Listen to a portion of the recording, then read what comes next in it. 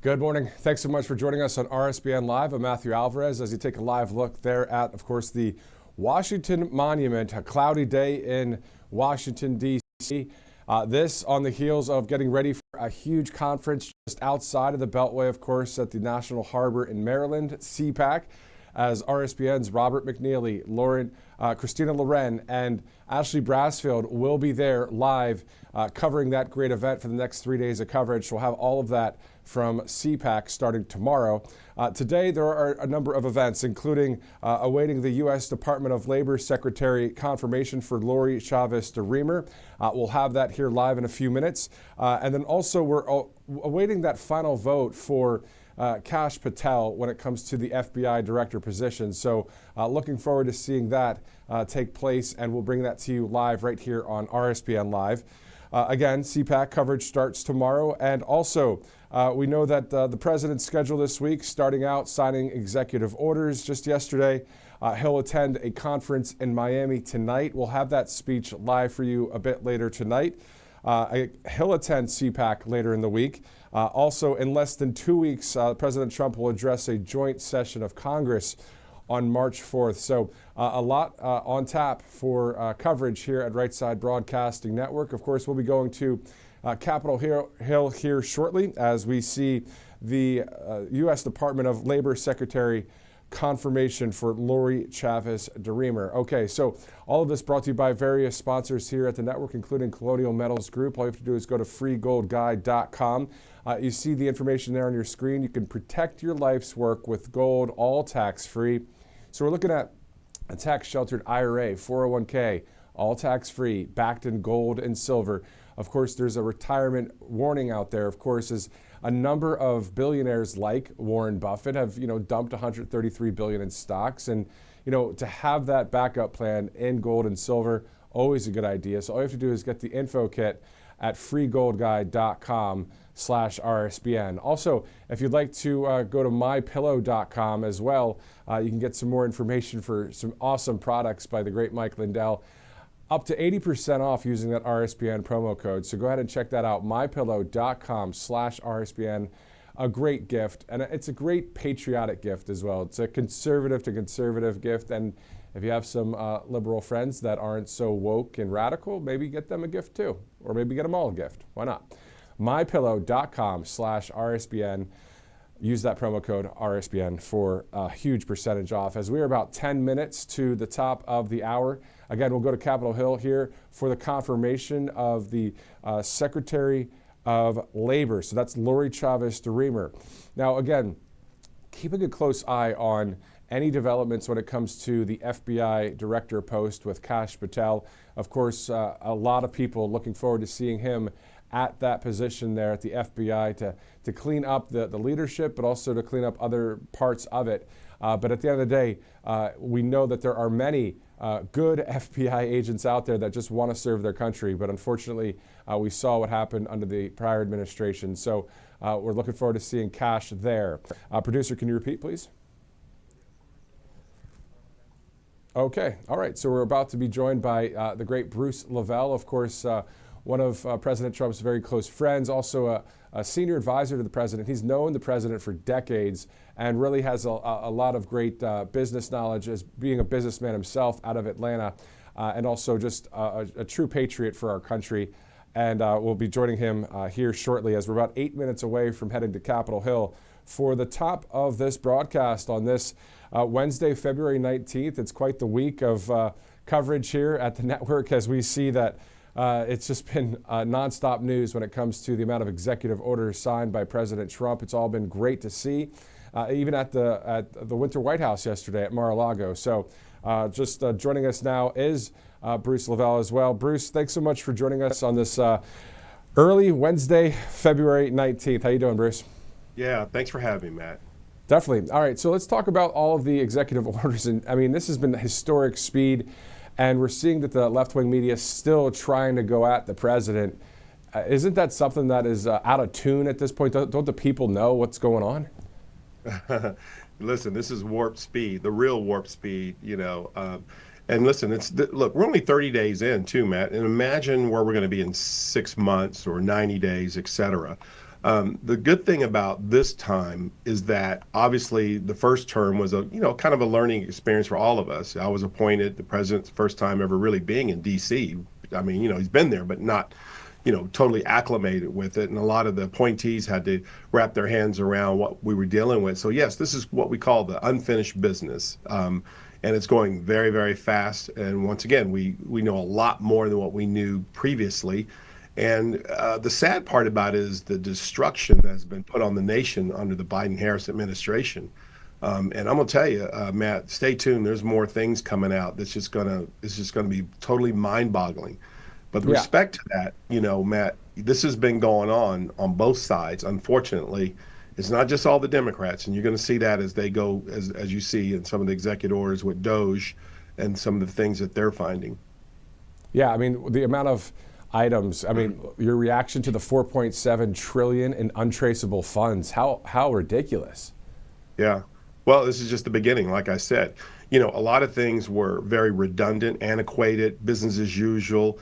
The American people, I just talked about this yesterday on another network about, American people have been, pretty much brainwashed into saying, well, they promised they're going to do this, but I was going to do it, but I can't do it because, and that's unfortunately the taxpayers, the voters have been brainwashed into that. So now we have to what we call detox the American people and the voters into getting used to a person like President Trump that's going to do exactly what they say they're going to do and deliver. The good thing about this is we're actually inspiring others, and we said this before, Matt, on your show, is hopefully we'll inspire and folks that are watching your network to serve on your city council, your state court, Congress, Senate, and many other local seats. Those are the folks we're wanting. We want these type of people that want to come in with great business background. I say it that because I'm a businessman, I'm biased to that, and go in there and run the balance sheet, run the P&L like President Trump is doing. That's essentially what Elon and a lot of the leaders and cabinet members are used to looking at a P&L, which is called a profit and loss, which is a balance sheet. So they're going line item to line item like you'd run a business and say, okay, let's get rid of this, let's get rid of that, let's get rid of this, let's add this, etc.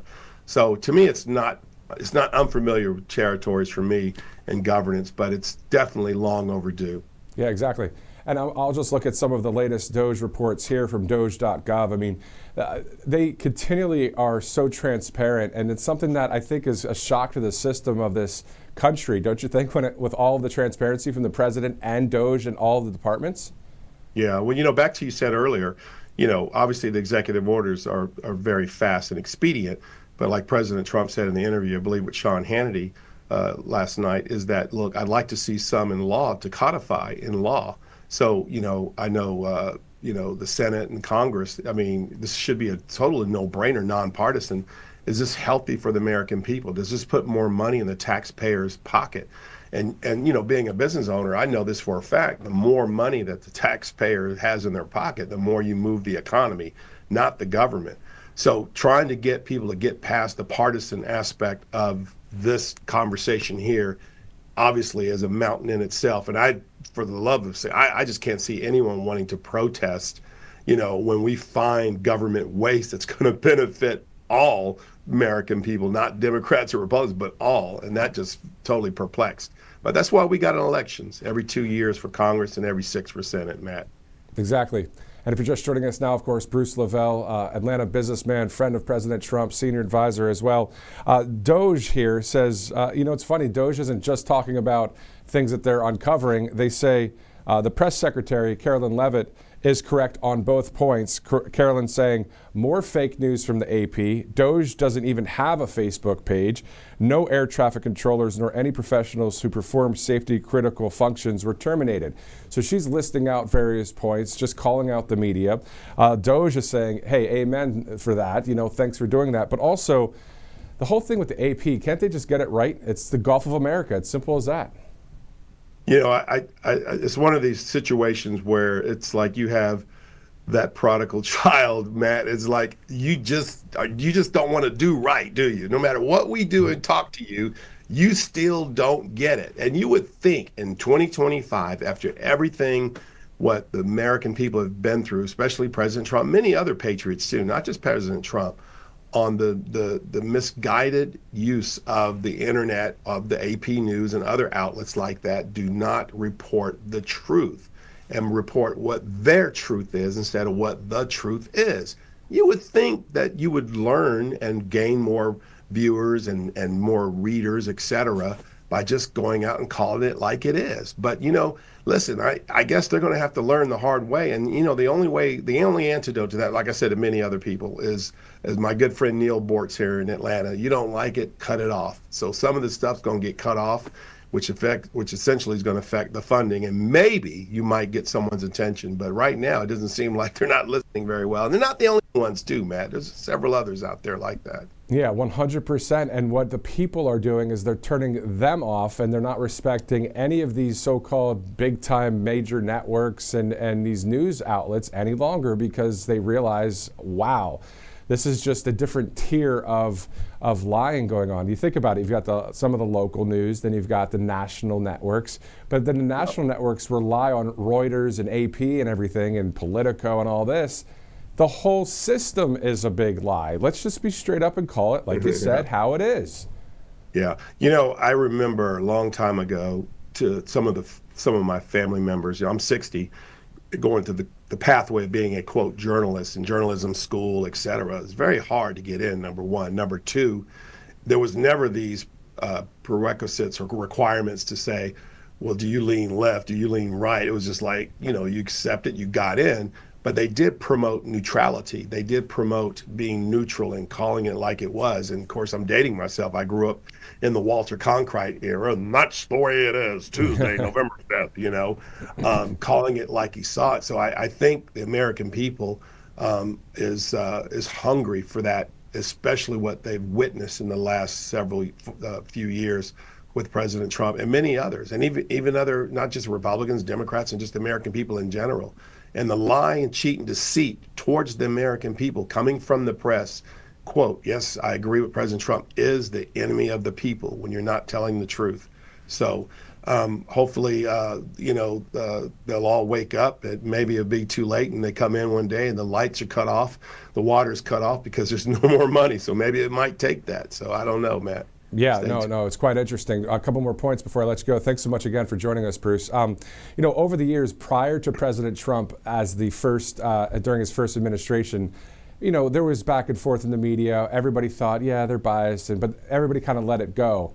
But now that when President Trump showed up and really was an outsider and really called it how it was, that's when the left-wing media also spiked with their rhetoric and their craziness.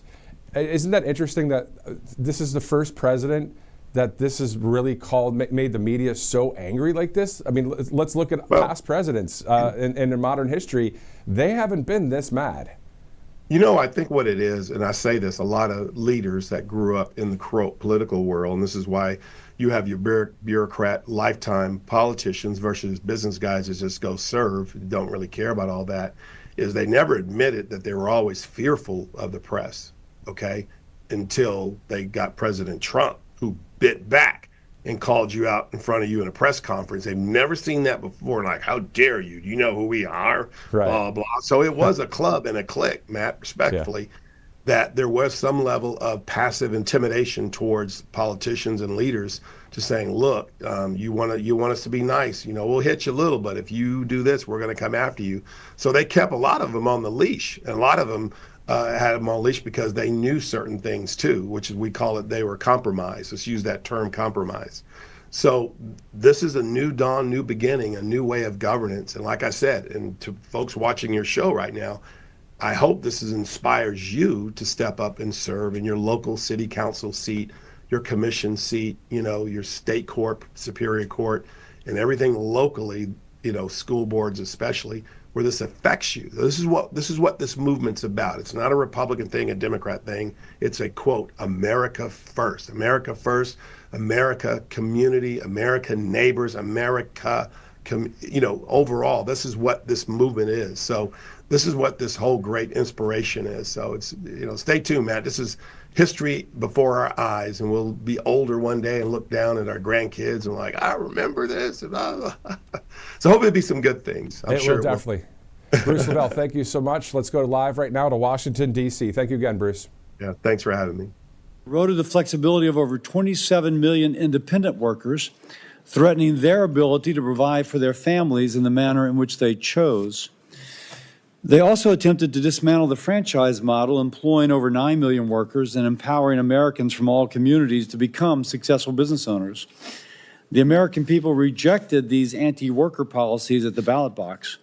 With President Trump back in office, we have the opportunity to turn the page and enact a pro-America agenda, empowering workers, securing economic prosperity. If confirmed as Secretary of Labor, I look forward to working together to accomplish this shared mission. Your nomination has support from both unions and businesses. You're in a unique position to build a bridge between these two groups to benefit all workers. With potential labor disputes on the horizon, I'm sure these relationships will be an asset to the Trump administration.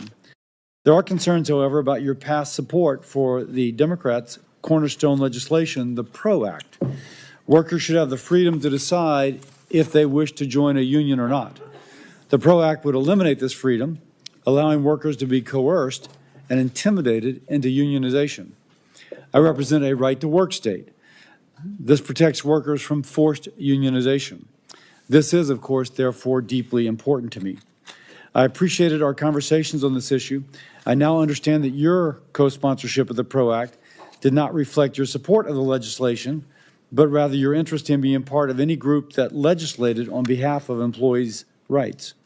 I'm sure you will have the opportunity to explain your position and the Trump administration's position and agenda moving forward during this hearing. Thank you again for being here. I look forward to understanding your vision for the Department of Labor and how we can work together, empowering all workers and unleashing the American economy. With that, I yield to Senator Sanders. Thank you, Mr. Chairman, and thank you, Ms. Chavez-DeRemer, for being with us. And let me begin by thanking the Biden administration for being the most pro-worker administration in the modern history of this country. The mission of the Department of Labor is, quote, to foster, promote, and develop the welfare of the wage earners, job seekers, and retirees of the United States, improve working conditions, advance opportunities for profitable employment, and assure work-related benefits and rights, end quote. That is the mission of the Department of Labor, and it is a mission that is more important now, in my view, than it has ever been. Mr. Chairman, for the past 50 years, our economy has been doing extraordinarily well. Never, ever done better for the people on top. Top 1% right now is enjoying wealth and power in a way that has never existed in the history of America. We now have the absurd situation, the disgraceful situation, where three people, Mr. Musk, Mr. Zuckerberg, and Mr. Bezos, are now worth over $900 billion. That is more wealth than the bottom half of American society, 170 million people. Is that really what America is supposed to be about? In America today, Mr. Chairman, we have more income and wealth inequality than we have ever had. Over 60% of our people, as we speak right here, 60% of Americans are living paycheck to paycheck. I grew up in a family living paycheck to paycheck. That ain't easy. Stress level, enormous. People trying to find out how they're going to get health care, how they're going to pay their rent, how they're going to feed their kids, which is one of the reasons why working class people die 6 years shorter lives, live 6 years shorter lives than the people on top. Given all of this reality of an economy that's working well for the billionaire class, but not for working families, we need a labor secretary who, in fact, is going to be a champion of working families, not be ambiguous about it, but stand up for the working families of our country. We need a labor secretary who understands that we must raise the minimum wage. Now $7.25 federal minimum wage. Anybody think that anywhere in America can live on $7.25 an hour? We need a labor secretary who will work each and every day to make it easier, not harder, for workers to exercise their constitutional right to form a union and collectively bargain for better wages, benefits, and working conditions. We need a labor secretary who understands that we must end once and for all the disastrous right to work laws in 28 states by repealing Section 14B of Taft-Hartley. We need a labor secretary who understands that we must end the international embarrassment of America being the only major country on earth that does not guarantee paid family and medical leave or paid sick days. Imagine that. Only major country on earth doesn't guarantee paid family medical leave. We need a labor secretary who understands that it's unacceptable that women are earning 75 cents on the dollar compared to men. So, Mrs. Chavez-DeRemer, I have reviewed your record, and in many respects, especially given the nature of the nominees that Mr. Trump has brought forth, it is very good. You were one of the few Republican members of Congress who co-sponsored the PRO Act and the Public Service Freedom to Negotiate Act to make it easier for workers to form unions.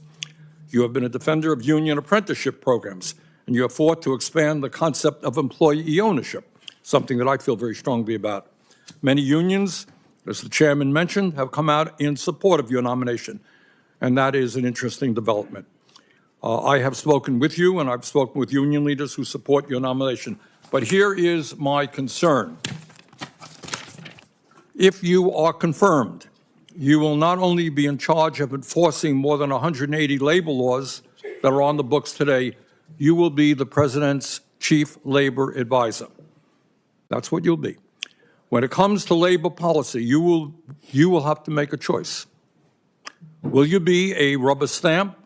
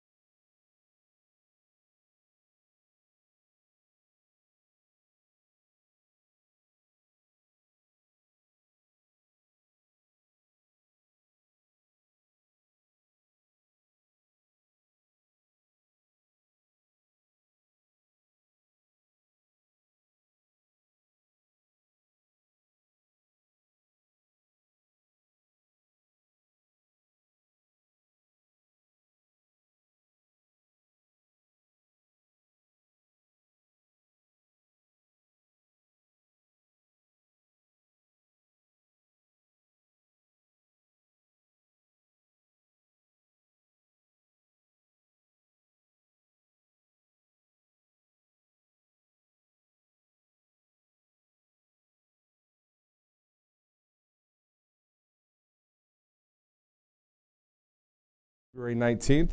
Of course, we're seeing a number of other headlines out there that I do want to refer to, as we are seeing yesterday in Borough Park, Brooklyn, a very terrible situation there with attacks against a very heavily Jewish neighborhood.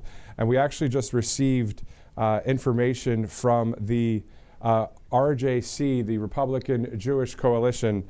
Let me read that real quickly to you. If you have no idea what happened, listen to this statement, and then you can check it out on social media as well. There were, I believe there were people that were of the Islamic faith that were there, and then they were attacking Jewish people in a heavily Jewish neighborhood. This is all video you can see that's out there.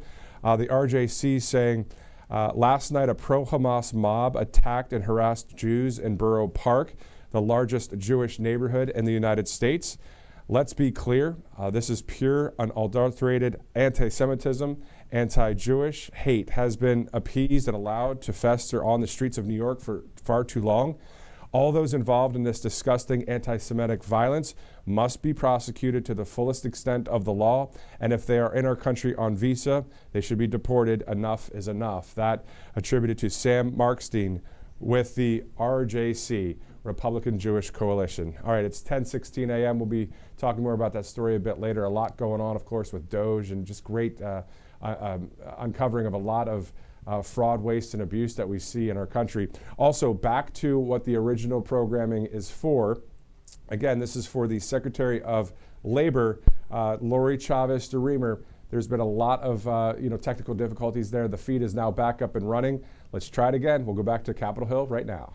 To lead the Department of Labor. My discussions with many of you have been insightful and inspiring, reinforcing my commitment to serve our nation's workforce. Under President Trump's bold leadership following his historic November victory, I am uniquely prepared to lead this department with resolve and purpose. Before I begin, I want to take a moment to honor the incredible people who have supported me throughout my 24-year journey in public service. My parents, who became ardent fans of C-SPAN when I entered Congress, are here today offering their unwavering support. My twin daughters, Emily and Annie. Emily was here last week, and I know with the postponement, but she couldn't come back. She's 36 weeks pregnant, lives in Michigan, and her doctor said no more flying. So, Emily, I know you're watching, and I know you support me here today. And Annie, one's a Democrat and one's a Republican, and they have been my steadfast defenders, teaching me patience and the value of an open mind. And finally, my loving husband, Sean, my high school sweetheart, who has stood by my side through every triumph and challenge. To all of you, thank you. Thank you for your boundless love and encouragement. I also want to thank the labor and business communities that are here in the audience today, because they support President Trump's vision for the American worker. I am deeply grateful to President Trump for this extraordinary opportunity to serve as the Secretary of Labor. It is both humbling and a call to action that I do not take lightly. In 2024, our nation witnessed the single greatest political achievement of our time. President Trump has united a new coalition of working-class Americans like never before, with 59.6% of Teamsters backing him, historic support from African American and Latino voters, and record-breaking turnout in once solid blue cities and states. Americans are speaking loud and clear. They are calling for action, progress, and leadership that puts the American worker first. Like many Americans, my journey is rooted in my values instilled by my father and mother. My father, a proud Teamster who worked tirelessly for over 30 years. The fair pay and benefits he received ensured our family's stability and security. From his example, I learned the transformative power of hard work and determination, propelling me to become the first in my family to graduate from college with a degree in business administration. Later, after supporting my husband through medical school, we built our own small business. For 2 decades, we successfully navigated the challenges faced by employers, from complex labor regulations to workforce shortages and rising costs. These experiences have given me invaluable insights into the struggles and triumphs of American business owners. Insights I carried with me as mayor of one of the fastest growing Oregon communities and later as a member of Congress. In every role, my priority has been clear: to fight for the American worker and the business that drive our economy. Our current economic landscape has changed dramatically since my father worked in a creamery, demanding bold action and real change. In the last 4 years, prices have risen, wages have fallen, and 78% of Americans do not feel confident that their children will lead better lives. We have also seen major companies like Hino Motors, General Motors, Ford, and Stellantis have accelerated layoffs at facilities across the country. To rebuild confidence and strengthen our workforce, we must invest in educational pathways beyond the traditional four-year degree, ensuring that every American worker has access to the skills and training for long-term success. Part of that effort requires honest discussion about our labor policies. I know there has been a lot of conversation about my support of the PRO Act. Like President Trump, I believe our labor laws need to be updated and modernized to reflect today's workforce and the business environment. As a member of Congress, the PRO Act was the bill to have those conversations. Conversations that matter deeply to the people of Oregon's 5th Congressional District. I recognize that that bill was imperfect, and I also recognize that I am no longer representing Oregon as a lawmaker. If confirmed, my job will be to implement President Trump's policy vision, and my guiding principle will be President Trump's guiding principle, ensuring a level playing field for businesses, unions, and most importantly, the American worker. I also know that we will not always agree, but I promise there will never be surprises. My door will always be open, and I will never put my thumb on the scale. That commitment extends to the work ahead of the Department of Labor, which stands at a crossroads with a vital role in shaping a strong and resilient economy. As we confront these challenges, I know that everyone in this room shares the same goal: an economy where every American has the opportunity to thrive through good wages, safe working conditions, and a secure retirement. My record of collaboration demonstrates a shared belief that under President Trump's leadership, we can deliver real solutions. Putting American workers first is not just a vision, but a promise to fight for every working mom, single dad, small business owner, and every American striving for their fair shot at the American dream. If I have the privilege of being confirmed, I look forward to working with each of you to solve the challenges facing our country. Together, we can shape our economy that uplifts every American. I thank you. I thank this committee, and I look forward to your questions. Thank you very much. I'll begin.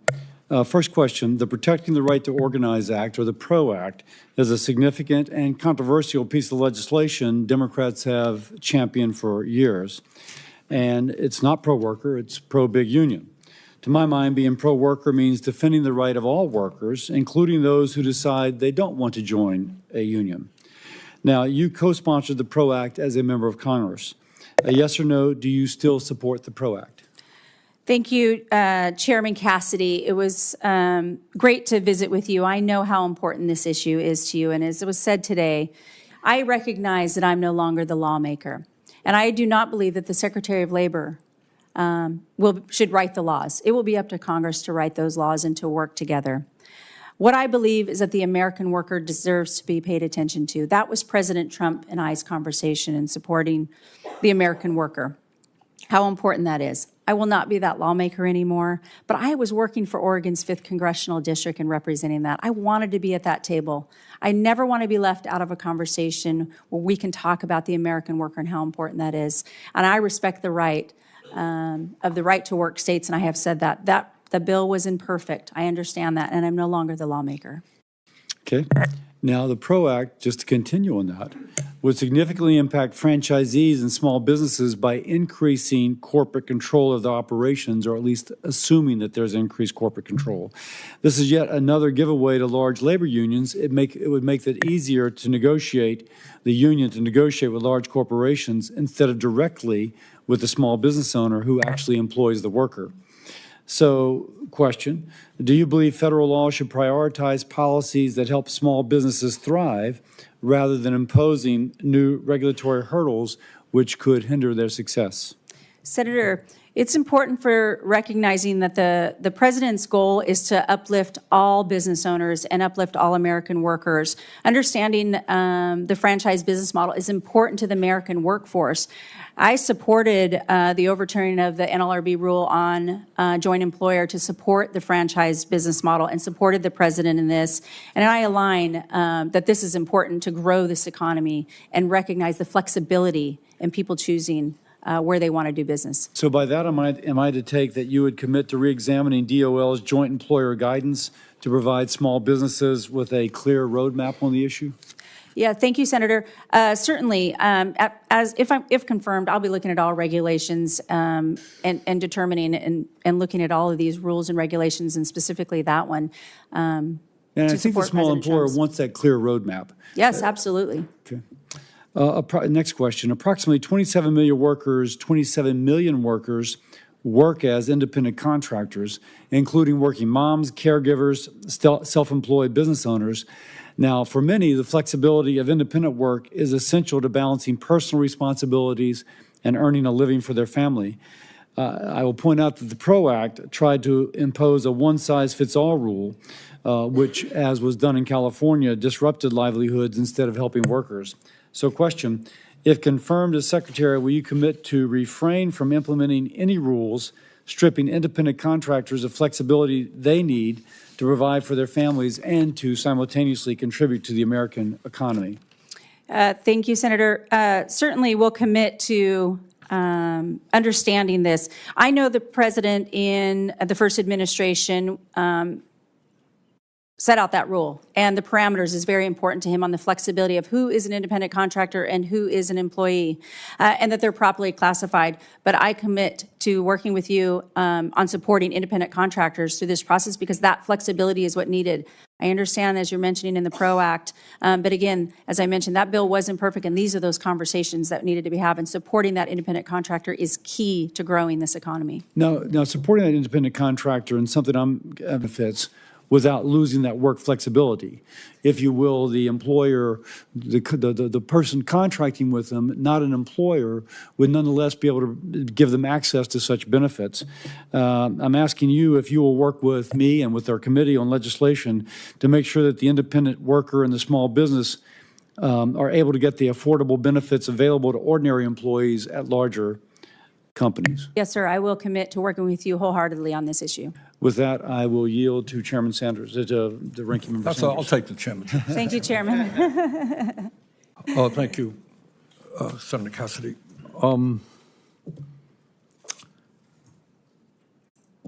You're not the Congresswoman from Oregon anymore, right? No, sir. Okay.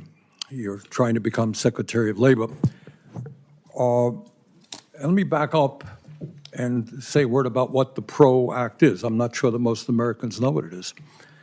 The reality is that in America today, labor unions have the support of some 70% of the American people. You know why? Because people understand that the big corporations and their bosses have all the power. People understand that CEOs make 300 times more than their workers. And people say, you know what, the only way we're going to get decent wages and benefits is when we organize. Millions of people want to join unions, but they can't join unions. You know why? Because corporations day after day operate in illegal ways. They break the law. They say to somebody, you were late 3 years ago. You're a pro-union. You were late 3 years. You're fired. We're going to take you into a captive audience, and for hour after hour, we're going to tell you how bad unions are. You want to join a union? Fine, you vote for a union. We're moving the plant to China. All of that stuff happens to be illegal. All of that stuff happens to be done every single day by corporate America. So, let me go back to the original question. PRO Act is designed to prevent illegal behavior on the part of corporate America on the part of employers so that workers can make a free choice. Do you support the PRO Act? Thank you, Ranking Member Sanders, and I appreciate the conversation. I support the American worker. President Trump. Okay, I don't mean to be rude. No, we you're don't not have rude. a lot of time. I I'm understand. gathering that you no longer support the PRO Act, is what I hear. That you support the American worker. That's what everybody here will say. Ms. Chavez-DeRemer, in 2021, President Biden signed the Bush-Lewis Act that prevented the earned pension benefits of some 2 million union workers and retirees from being cut by up to 65%. There are people in Congress who want to undo that enormously important legislation. What do you feel about the Bush-Lewis Act? I support the Bush-Lewis Act in protecting their retirements. And you will go to the wall, to go to the mat supporting it? I do support protecting Okay. people's retirements. Federal minimum wage is 7.25. State after state has voted to raise the minimum wage. Somehow we can't do it here in Washington. 20 million workers are making less than $15 an hour. Do you support raising the minimum wage to a living wage? Ranking Member Sanders, you know that that is an issue for Congress to determine and raising the minimum wage. As the Secretary of Labor, I cannot weigh in on that. That's determined by Congress. If they want to negotiate that, I will fully and fairly enforce the law as a Labor Secretary, if you all so choose, and give you whatever data possible to make that decision as members of Congress. I understand that Congress makes the law, but you have an opinion, and you will be the leading advocate for workers if you are confirmed. Question, if you were sitting where I'm sitting, would you vote to raise the minimum wage to a living wage? Well, I'm not sitting where you're sitting hypothetically. I used to, but not any longer. But I do recognize that the minimum wage hasn't been raised since 2009, and the cost of living has gone up. But again, I cannot sit here and determine what that wage will be fully and fairly. I will enforce the law, but it will be up to Congress to determine because that is not in the purview of the Secretary of Labor. For instance, in Oregon, I know that in Portland, Oregon, that the minimum wage is almost $16 an hour, and that might work for Portland, but that's not going to work for Grants Pass, Oregon. And I know that local communities, states determine what's best for their economy. What we don't want to do is shock the economy. But again, sitting here today, I cannot determine as Secretary of Labor if it should be. Ms. Chavez-DeRemer, in his second week in office, President Trump fired Gwynne Wilcox, a member of the National Labor Relations Board, leaving the NLRB without a quorum. And what that means right now, that if workers form a union, vote to form a union, and the company says, well, I think that was illegal, it's unfair, you can slow up the process because there's nobody to go to. Do you believe that the firing of Ms. Wilcox was illegal, which I do? President Trump has a right to exercise his executive power, how he sees in consultation with. Are you concerned with his that we team. do not have a functioning NLRB right now? The NLRB is separate from the Department of I Labor, but understand I that. do believe that the function of the NLRB is important, and I will always take that into consideration doing my Are you job. concerned that we do not have a functioning NLRB now? Well, again, I have not been read in with President Trump, but he has a right to exercise his executive power, and I do believe the NLRB has an important role, independent of the Department of Labor, and I respect their position as an independent agency. Thank you. Senator Paul. Welcome. I Thank enjoyed our you. meeting in our office, and I know you're aware of this, but about half the country has right-to-work laws. 26 states have them. When you compare right-to-work states with non-right-to-work states, you see that the right-to-work states have double the employment growth. If you look at manufacturing jobs, they have 5 times the manufacturing job growth. If you look at disposable income in the right-to-work states, about $3,000 more per individual for disposable income in the right-to-work states. The PRO Act wasn't just about organizing or enabling unions to organize, which they already have the right to do. The PRO Act was about overturning right-to-work laws in 26 states, half of the country. Most of these states would argue that this would be a horrendous invasion of their prerogatives. The chairman asked you, and then the ranking member asked you, do you still support the PRO Act? The reason we want to know is this is a tremendous sort of invasion of the states' rights to decide these. This would be overturning the right-to-work laws in half of the country. Do you still support the PRO Act or don't you support the PRO Act? Thank you, Senator Paul, and I appreciated our meeting as well. I thought it was quite, what you shared with me is how important it is to you and your state, and I heard that from many members. The right to work is a fundamental tenet of labor laws, where states have a right to choose if they want to be a right-to-work state, and that should be protected. PRO Act would have overturned that. Yes, thank you, Senator. I signed on to the PRO Act because I was representing Oregon's 5th District. But I also signed on to the PRO Act because I wanted to be at that table and have those conversations. But I fully, fairly, and support states who want to protect their right to work.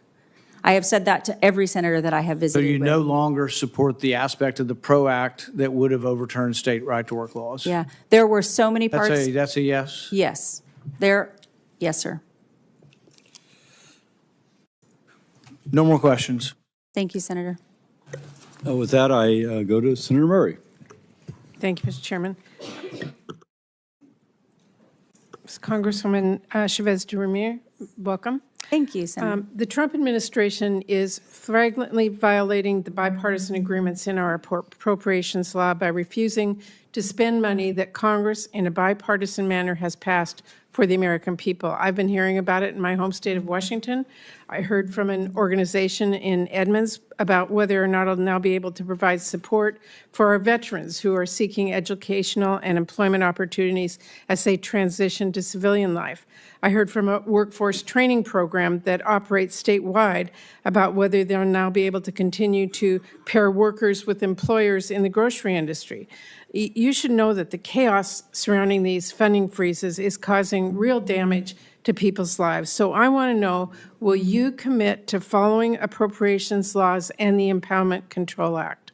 Yeah, thank you, Senator. I know we talked about this in your office as ranking member of appropriations, and I do respect the Appropriations Committee. As a former member of Congress, I think everyone in this room who's ever sat behind that dais can understand that. Again, the President of the United States has the power to determine what he's going to do through his executive power. I am not been confirmed. I have not been read into all that. I'm asking you, will you follow the law? I will always follow the law and the There is an Impoundment Constitution. Control Act. Will you follow that law? I will follow the law and the Constitution. If you receive a directive to violate appropriations laws and withhold funding for workers, what will you do? I do not believe the President is going to ask me to break the law, 100%. We have seen that across the board since he was put into office, where he is violating that law. So you will likely be asked, what will you do? Well, it's a hypothetical. I have not talked to the President on this issue, and I So do you not won't believe... commit to following the law if the President tells you to violate it? I will commit to following the law, and I do not believe the President would ever ask me to break the law. Well, okay. Last week, Elon Musk's Doge team came to the Department of Labor and got access to the department's sensitive information system. Musk's companies have, as you must know, been repeatedly accused of violating labor laws, including workplace safety laws, discrimination laws, and wage and hour laws.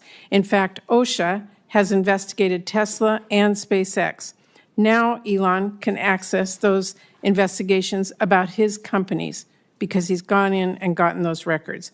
He can also access sensitive market-moving data created by the Bureau of Labor Statistics. That gives him tremendous power to manipulate quarterly jobs numbers and other important economic data, to say nothing of raising potential insider trading concerns. Just to make this abundantly clear, Elon Musk is now in a position to use his unelected role to use confidential government data to advance his own corporate interests while suppressing his competitors. Do you believe it is appropriate for someone with such blatant conflicts of interest to have access to those confidential economic and personal information? Thank you, Senator Murray. If I have the honor of being confirmed by this committee and the full Senate, then I will have the opportunity. I have not stepped foot into the Department of Labor. And I understand. Well, my question to you is, will you protect the private information of people whose records you will be overseeing? Will you allow anyone, a billionaire or anyone else, to come in and access that? again, because I have not been confirmed. I only see the reports that everybody else has seen. I have not been read into that. If confirmed, I will, if confirmed. You're not answering the question. If confirmed, I will support the Department of Labor. I think it's important to support the Department of Labor, but I have not been. Will you support the private information that you will be overseeing? Will you protect that? I would protect the private information. On this issue, I have not been privy to those conversations with the president. I have seen that, and if confirmed, I commit to you that I will always protect the Department of Labor and those issues. Well, let me ask you about child labor. It's an area that I've been very worried about, the rise of child labor violations. The Wage and Hour Division at the department has actually seen a 31% increase in minors employed in violation of child labor laws since 2019. In the last administration, the Wage and Hour Division at DOL and the Solicitor's Office worked really hard to secure some really important victories against some really egregious violators. How will you make sure that the Wage and Hour Division and the Solicitor's Office work together to enforce our child labor laws in this country? Well, protecting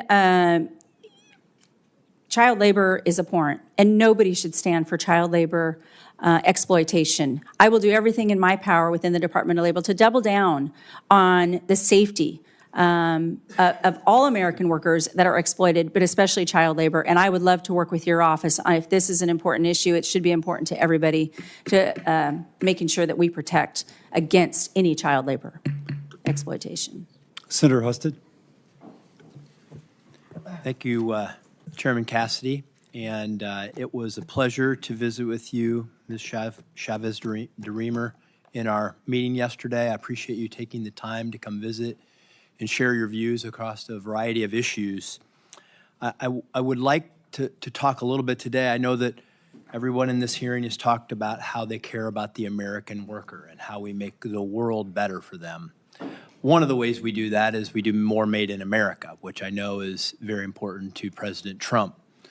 Another way that we can consider this in terms of earning power of the American worker is the impact that illegal immigration has had on undermining their ability to earn higher wages. And I'm just interested in your opinion about whether or not you think the influx of millions of people into this country who many of them are here illegally is undermining the earning power of the American worker. Well, certainly we want to protect the American worker, and Made in America is important to the President of the United States. I couldn't be more proud to support the America First agenda for exactly that reason. We certainly want to make sure that we're focused on growing this economy. That is the conversation that I had with the President on how can we bring the American worker to be the pinnacle of every conversation that we have and supporting them and growing this economy. So yes, the influx of the mass immigration that we've seen over the last 4 years has hurt the American worker, and we want to make sure that we're supporting President Trump in his endeavor to support the American worker at all costs. Great. Thank you. Let's talk about another aspect of Made in America. If we're going to make more things in America and we're going to compete on price so that we don't have inflation, we're obviously going to need to create more productivity. Productivity comes from technology in the workplace.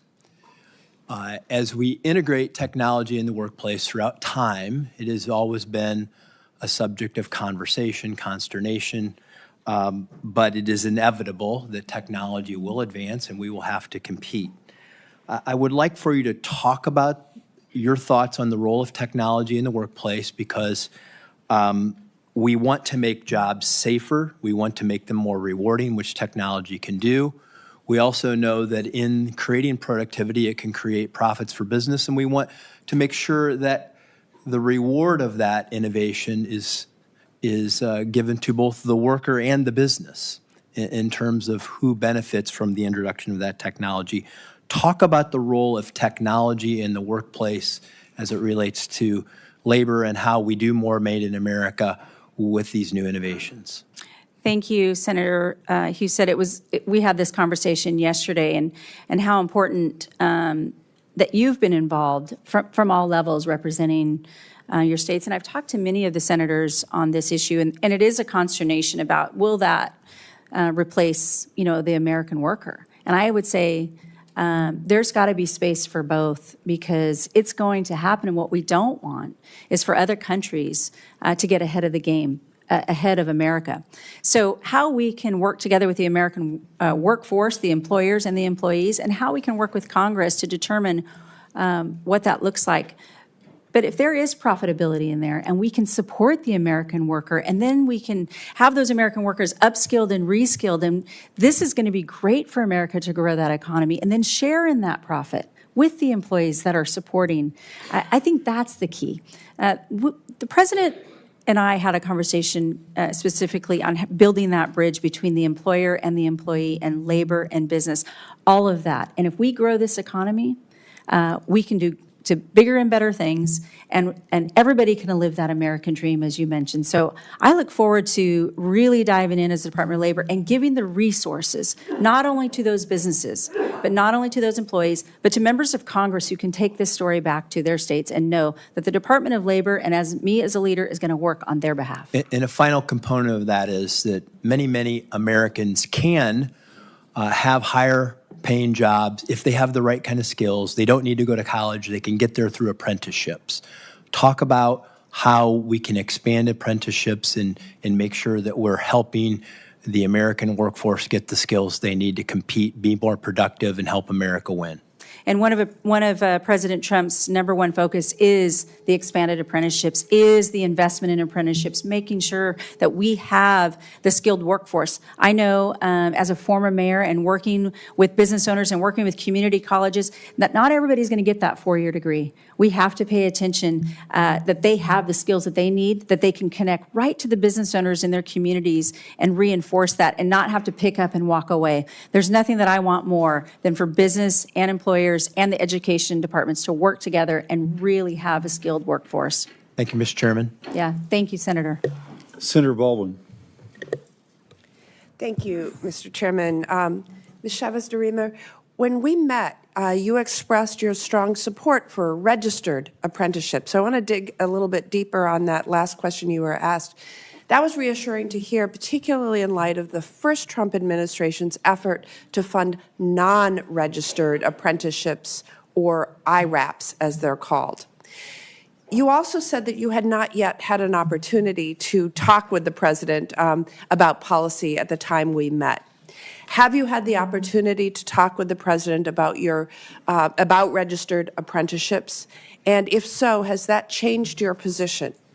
No, thank you, Senator, on that issue. It is so important on the registered apprenticeships and really investing and even doubling down on that. I know in the first administration, and I haven't talked to the president on the first administration's policies compared to now on apprenticeship from the last administration, but I think there's a lot to learn from what happened in the first administration and the successes and not successes. But right now we're focused on the registered apprenticeships, growing those, investing in those, and making sure that those are adhered to. Thank you. I want to also dig a little bit deeper on appropriated funds. The Labor, Health and Human Services Appropriations Bill includes dedicated funding for apprenticeship programs and specifies that the funding is only available for registered apprenticeships. So I ask this in the context of actions this administration has already taken, including a government-wide funding freeze that has now been halted by the court. As ranking member of the Labor, Health and Human Services Appropriations Subcommittee, I have a particular interest in the department implementing our bill as Congress intends. That is why I was so alarmed to see the National Institutes of Health flaunt the law last week when it proposed a policy that directly conflicts with longstanding appropriations language in the Labor HHS bill. The Labor HHS bill says that you can't do it, and NIH said it was doing it anyways. My question to you is, will you follow the law that says funding for apprenticeship programs can only be used for registered apprenticeships, yes or no? Yes. More broadly, do you commit to spending funding as Congress appropriates it? Yeah, again, as I mentioned earlier, it was asked, as a former member of Congress, I highly respect the appropriations process and the role of Congress. Thank you.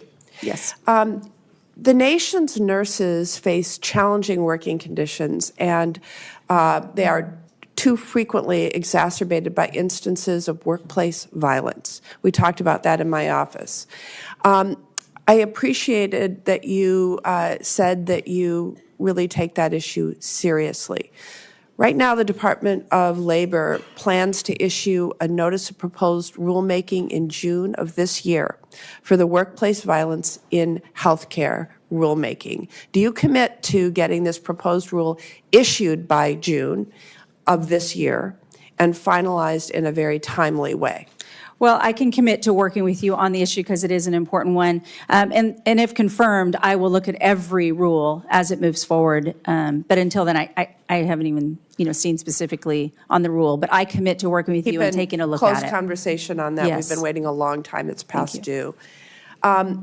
Your opening statement mentioned putting workers first. You've repeated that a number of times. So I hope to have your commitment to aggressively pursue enforcement against employers that deny workers the wages they've earned or fail to provide safe working conditions. The Department of Labor plays a critical role in protecting workers' rights, including ensuring workers get the back pay they are owed and investigations into allegations of child labor law violations.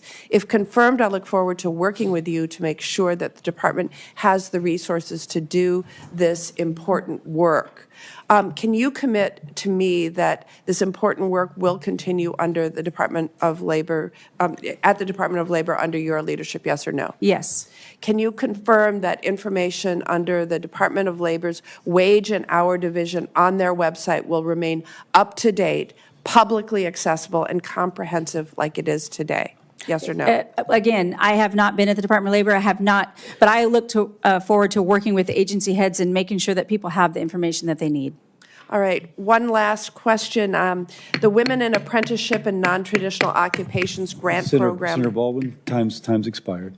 All right. I will submit that for. Thank you, Senator. Senator Banks. Thank you, Mr. Chairman.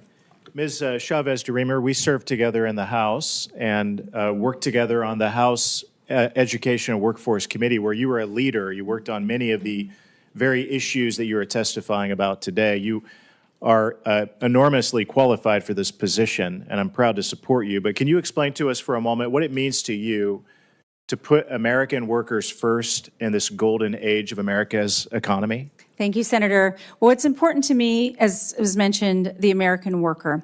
But we have to make sure that the American worker is being fortified with not only the skills that they need in order to answer the call, but people are looking for the American dream. People are wanting to have the skills to work in whatever they determine that to be. Again, we're seeing it's not the four-year university always, it's the two-year, it's the certificate base, it's answering the call so they can have mortgage-paying jobs for their families and understand that we're going to protect their benefits and their rights and safety in the workplace. The Department of Labor is sole focus is to make sure that we are protecting the wage earner, that we are helping the job seekers who are out there looking and really reinvigorating the job seekers who have decided that they don't want to look any further, and then protecting those retirees. As member of Education and Workforce and working together.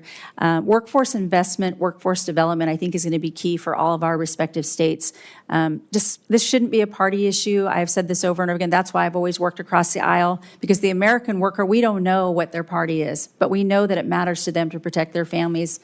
I know how important my family's jobs were for us growing up, and I know how important it was for my husband and I to build that business for our children and soon to be grandchild. So I look forward to continuing down that road and always keeping that American worker at the pinnacle. And President Trump has said the same thing, and we align on this issue.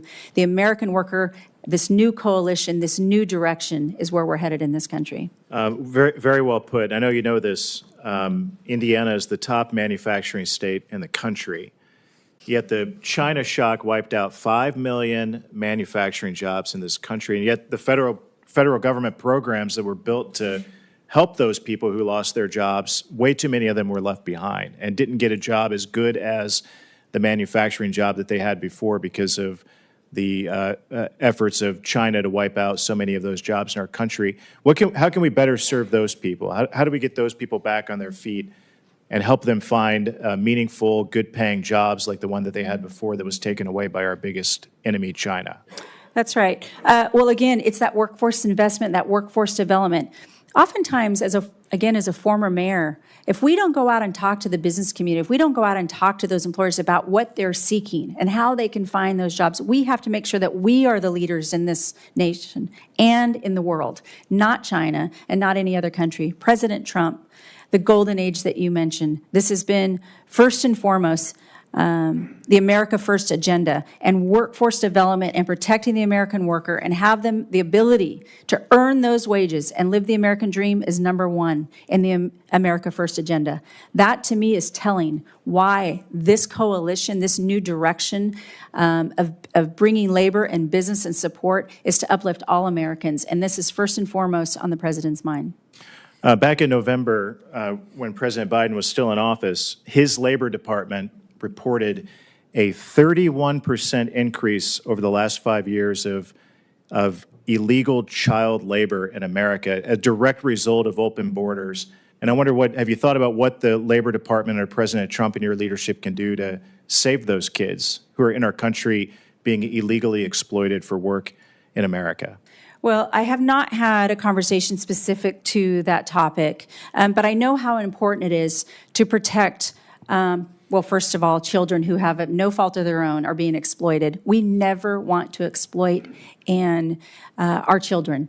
Again, as I mentioned, it's abhorrent that we would ever in this country choose to do so. So we will make sure that our workers are safe, we will make sure that our children are safe, and that we will make sure that we are heading in the right direction to protect our businesses and protect our workers and never exploit our children. We'll double down at the Department of Labor if there's any bad actors doing so. The Labor Department is responsible for combating human trafficking That's and right. forced labor under the Fair Labor Standards Act, and the Biden administration completely ignored these kids that came into that were brought here illegally and being exploited. And I know that's something that you'll take very seriously and work on. I look forward to working with you. Absolutely. Thank you, Senator. I yield back. Senator Murphy. Thank you very much, Mr. Chairman. Thank you very much for your willingness to serve and coming before this committee. I think Senator Murray's questions were really important regarding the security of data and sensitive information at the Department of Labor. And so I just want to drill down and maybe make a finer point here. Elon Musk is right now the subject of several OSHA investigations. Multiple companies are subject of multiple investigations. His rocket company has an injury rate that's about 9 times higher than the industry average.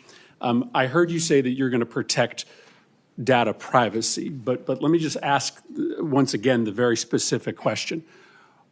Will you commit to denying access to Elon Musk or any of his representatives to information about labor violations at OSHA or any other information about labor violation investigations at the Department of Labor? Thank you, Senator. On this same issue, committing to the privacy. Again, I know that for most listening to this, it seems as though when we're trying to answer these questions, but I have not been in these conversations as I'm not confirmed. I only see what has happened possibly on the news and so forth. The president has the executive power to have his coalition of advisors and determine what's best for the American people. He made a promise to the American people that he was going to do these things and check into what is happening. Other than that, I have not been read in on any of this. And if confirmed, I commit to taking a deeper look and working with your office and any other office on this issue. But at this point, again, this one feels pretty simple, right? I mean, this is an individual who owns companies that have existing investigations. Mm-hmm. He has a direct interest in getting information about the seriousness of those investigations. He has interest in getting information about investigations against his competitors. It seems like a pretty simple commitment to make to say, I am not going to give any private company exclusive access to information about open investigations against them or their competitors. I mean, why can't you just make that commitment to us? Well, again, the president has the executive power to exercise it as he sees fit. I am not the president of the United States. I work for the president of the United States if confirmed, and I will serve at the pleasure of the president on this issue. Again, I have not been into the Department of Labor, and so I will commit to working with your office. I'll commit to coming back as soon as if confirmed, and I'm in the Department of Labor, coming back and answering those questions to this committee wholeheartedly. I will commit to that. You have the ability to disagree with the president. You certainly serve at his pleasure, but that doesn't mean that you have to take actions that you believe to be unethical. If the president asks you to give access to information to benefit a friend of his who has pending investigations, you wouldn't say no? Well, the president, I think in building his team, a formidable team, to determine that, I don't think is expecting yes men and women. We are going to be advisors to the president, and I would talk to the president. But on this issue, one, I'm not an attorney. I would certainly consult with the Department of Labor solicitors. I would certainly consult with the White House and their attorneys. But until I am confirmed and in the Department of Labor, I would not be able to say specific to this without having the full picture before that. I don't think you need to be an attorney to understand that giving access to a company to sensitive data about labor violations at their company or to competitors' companies is deeply unethical.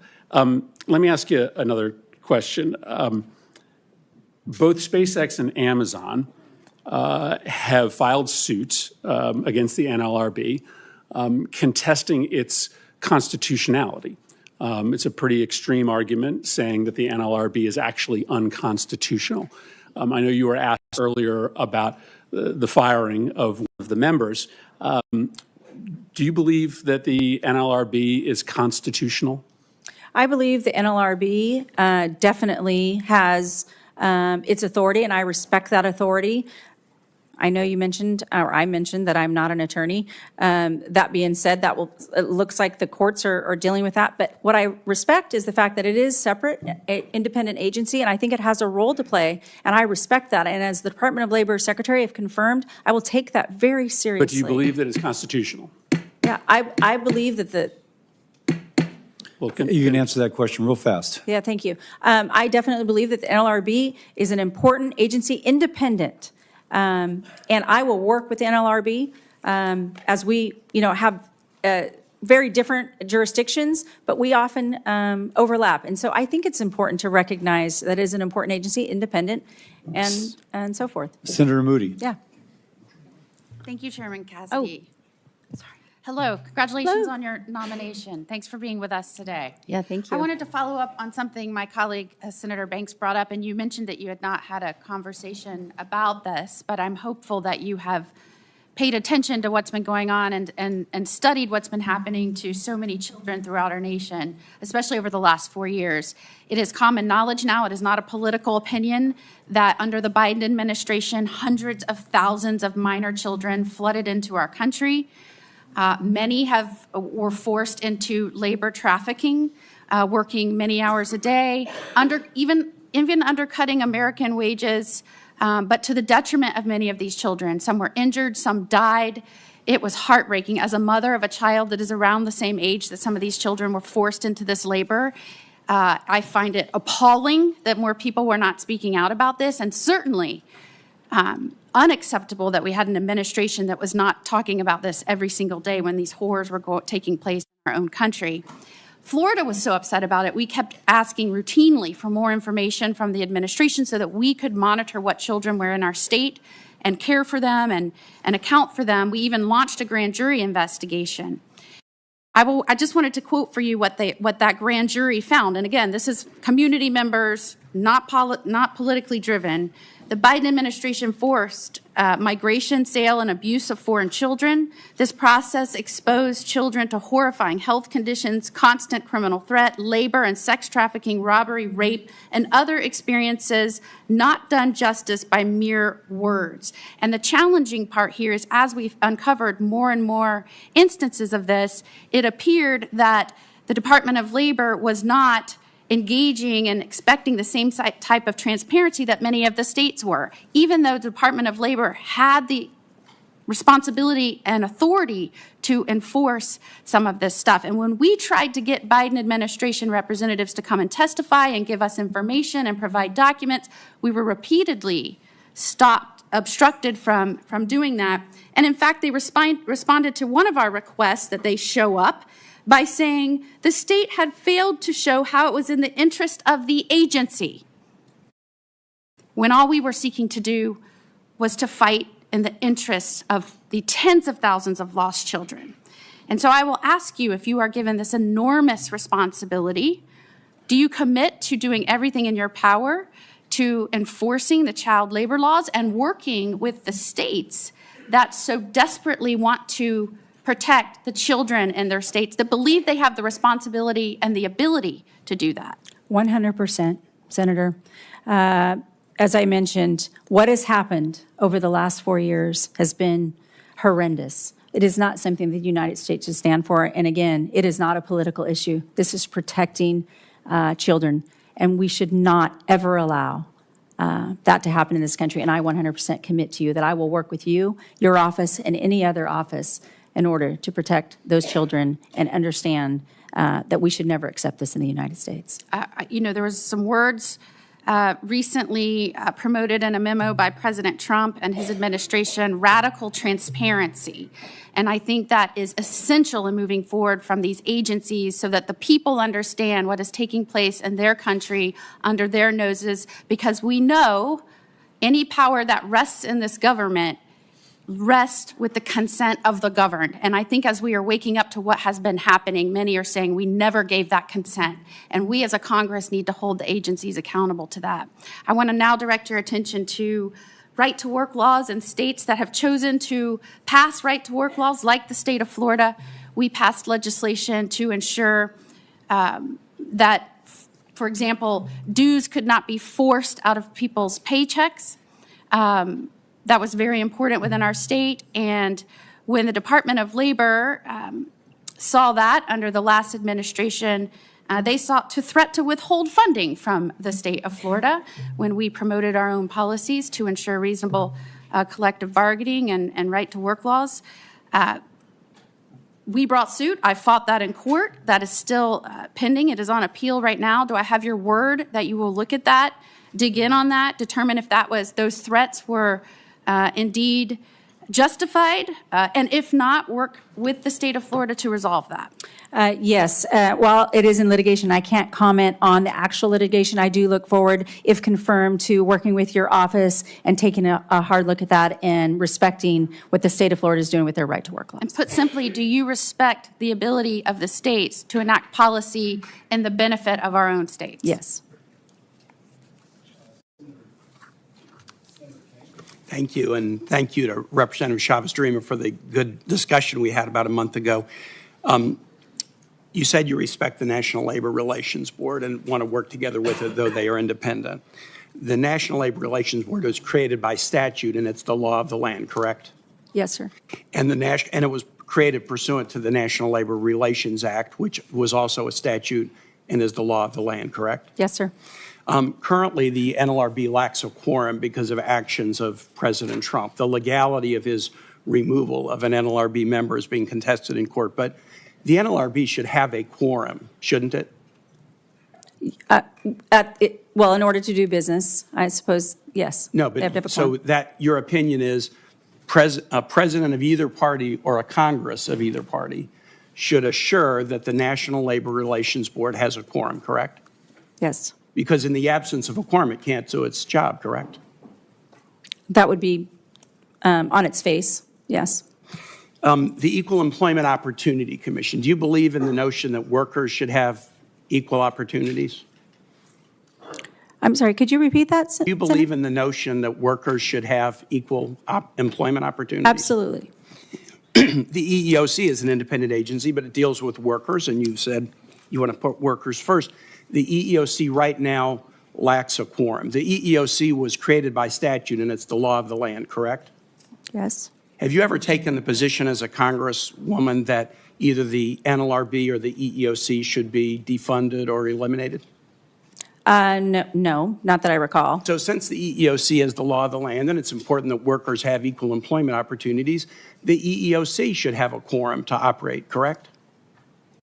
Yes. Because of actions of the president, the EEOC currently has no quorum and cannot operate to protect equal employment opportunities. But you would agree with me, similar to the discussion we had about the NLRB, that it being the law of the land, any president of either party and any Congress of either party should ensure that the EEOC has a quorum so it can protect workers, correct? Yes. The Department of Labor has some specific programs designed to benefit veterans. There's a couple of programs within the DOL focused on veterans' employment needs. Should you be confirmed, would you take those obligations to watch out for American veterans seriously? Absolutely. If you became aware that an employer, a major employer, was taking actions that disproportionately negatively affected veterans, would that concern you? Yes. The mass firing that President Trump is doing within the federal government right now is hitting veterans very, very hard. The civilian workforce is about 3% veteran. The federal workforce is 30% veteran. And veteran workers are also disproportionately probationary employees. The actions thus far taken by this administration are punishing American veterans badly. I live in one of the states that has the highest per capita representation of veterans.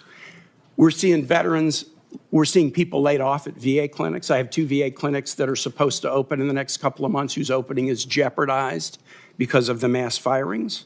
And even outside of the VA, the disproportionate effect of the firings to this point fall hard upon veterans. I'm happy to hear that you will take it seriously if any major employer in this country disproportionately punishes veterans. Do you know what a restrictive covenant is? I do not. A restrictive covenant is when an employer, as a condition of employment, makes an employee say, and if you leave, you can't work with anybody in the same industry. I'm sure you're familiar with the concept. People use different titles, but you're familiar with the concept. Yes. Do you think restrictive covenants limiting a worker's ability to choose where they want to work is anti-worker? Well, I'm assuming you're probably also naming those as the non-competes. Is that what you're referring to? Yeah. Actually, non-compete is the better. Yes. Yeah. Right.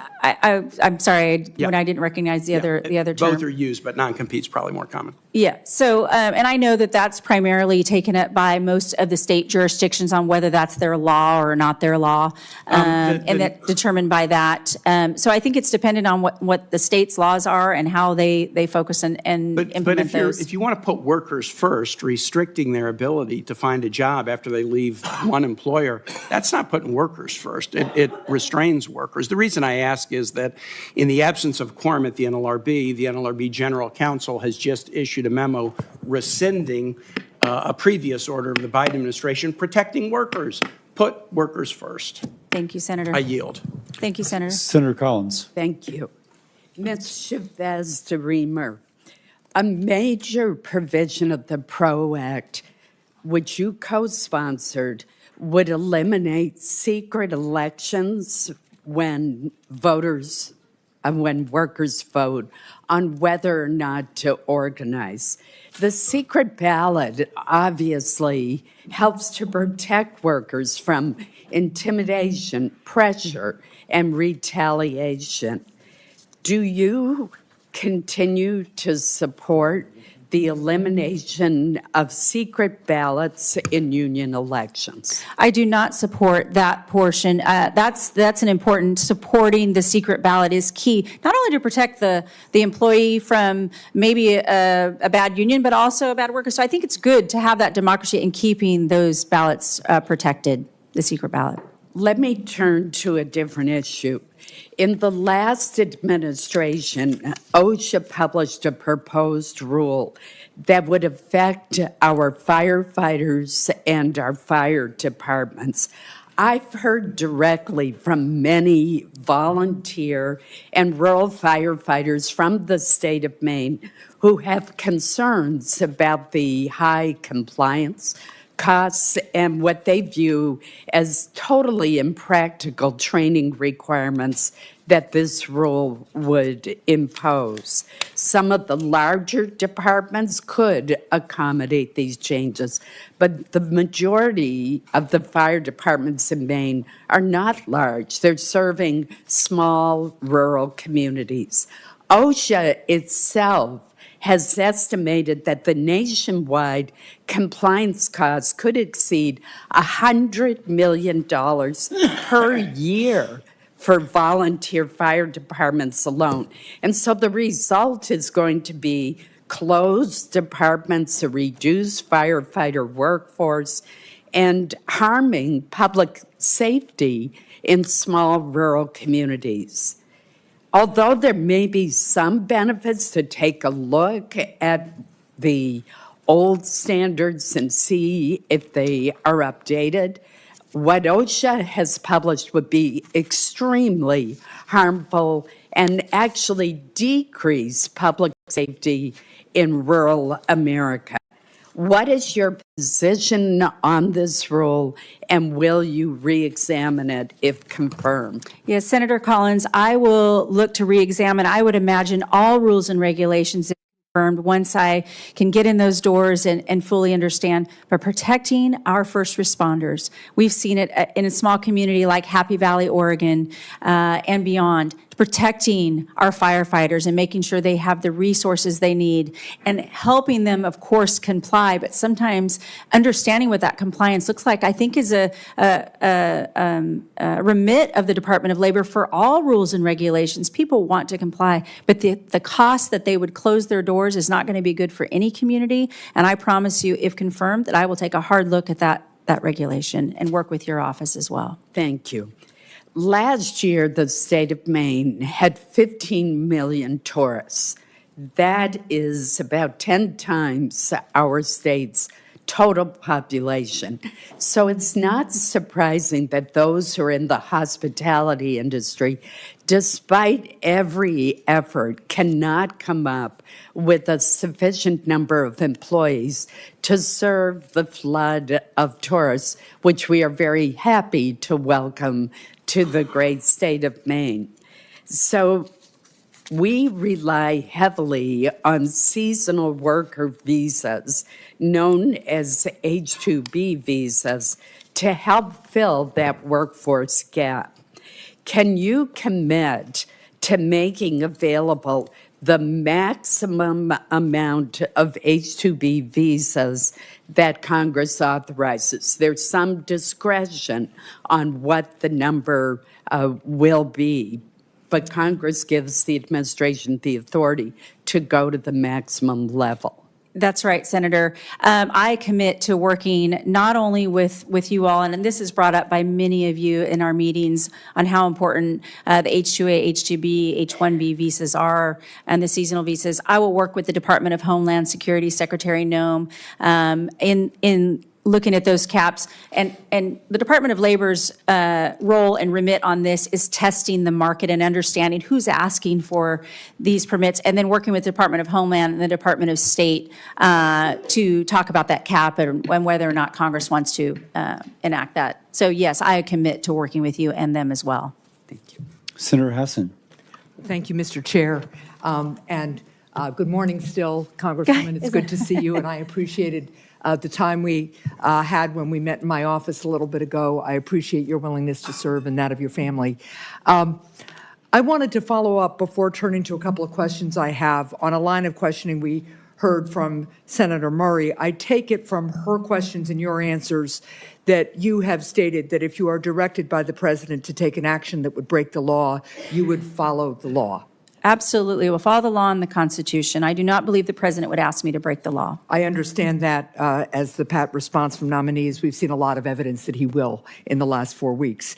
And then I wanted to follow up on Senator Murphy's point about Mr. Musk's access to DOL information. And this is not a question, but I just want you to understand why we are focused on this. Mr. Musk spent $250 million to get Donald Trump elected.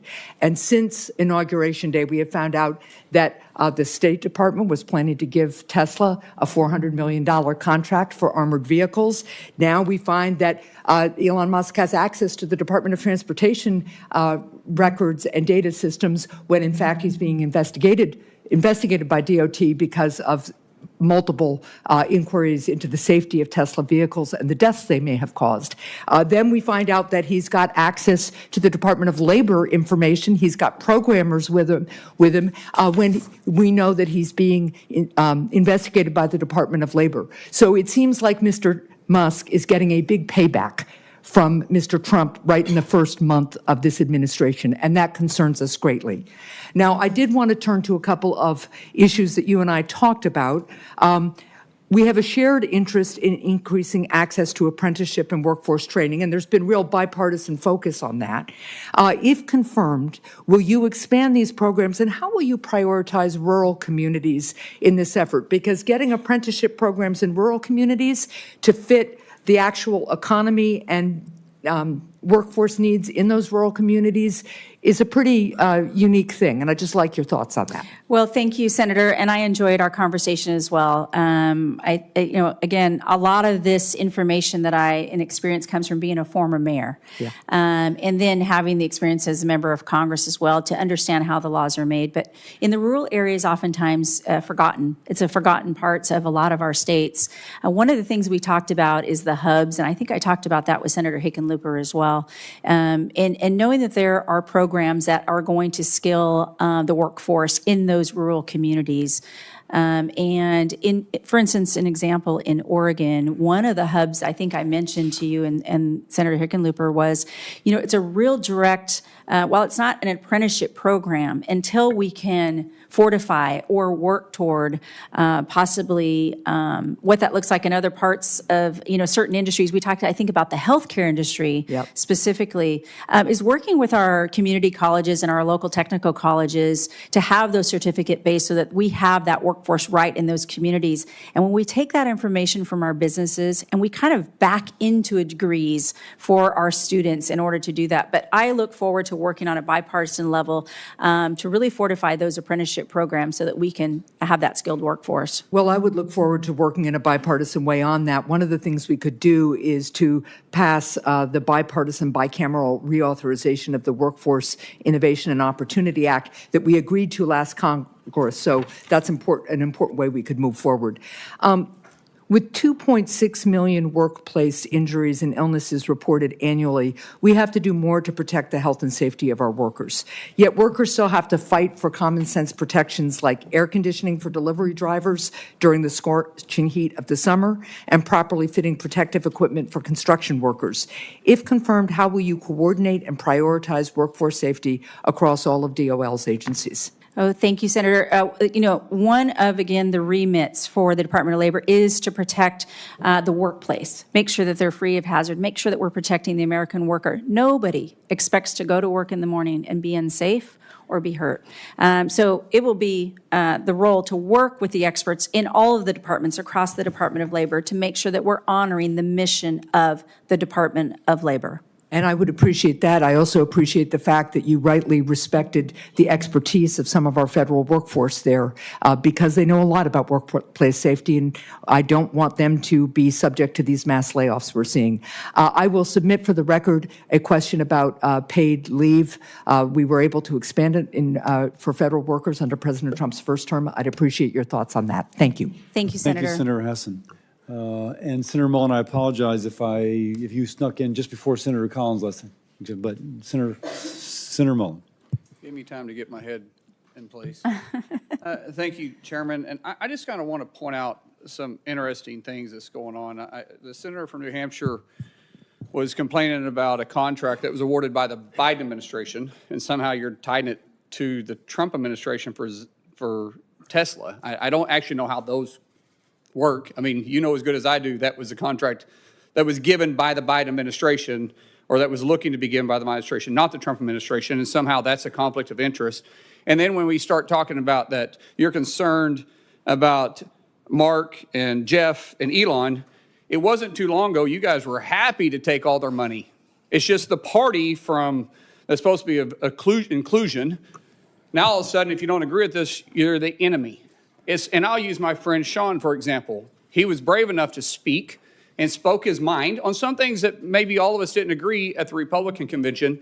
And for the first time in decades, he was not invited to speak at the Democrat National Convention. Why? Because he had a different opinion about where the Democrat woke movement has went.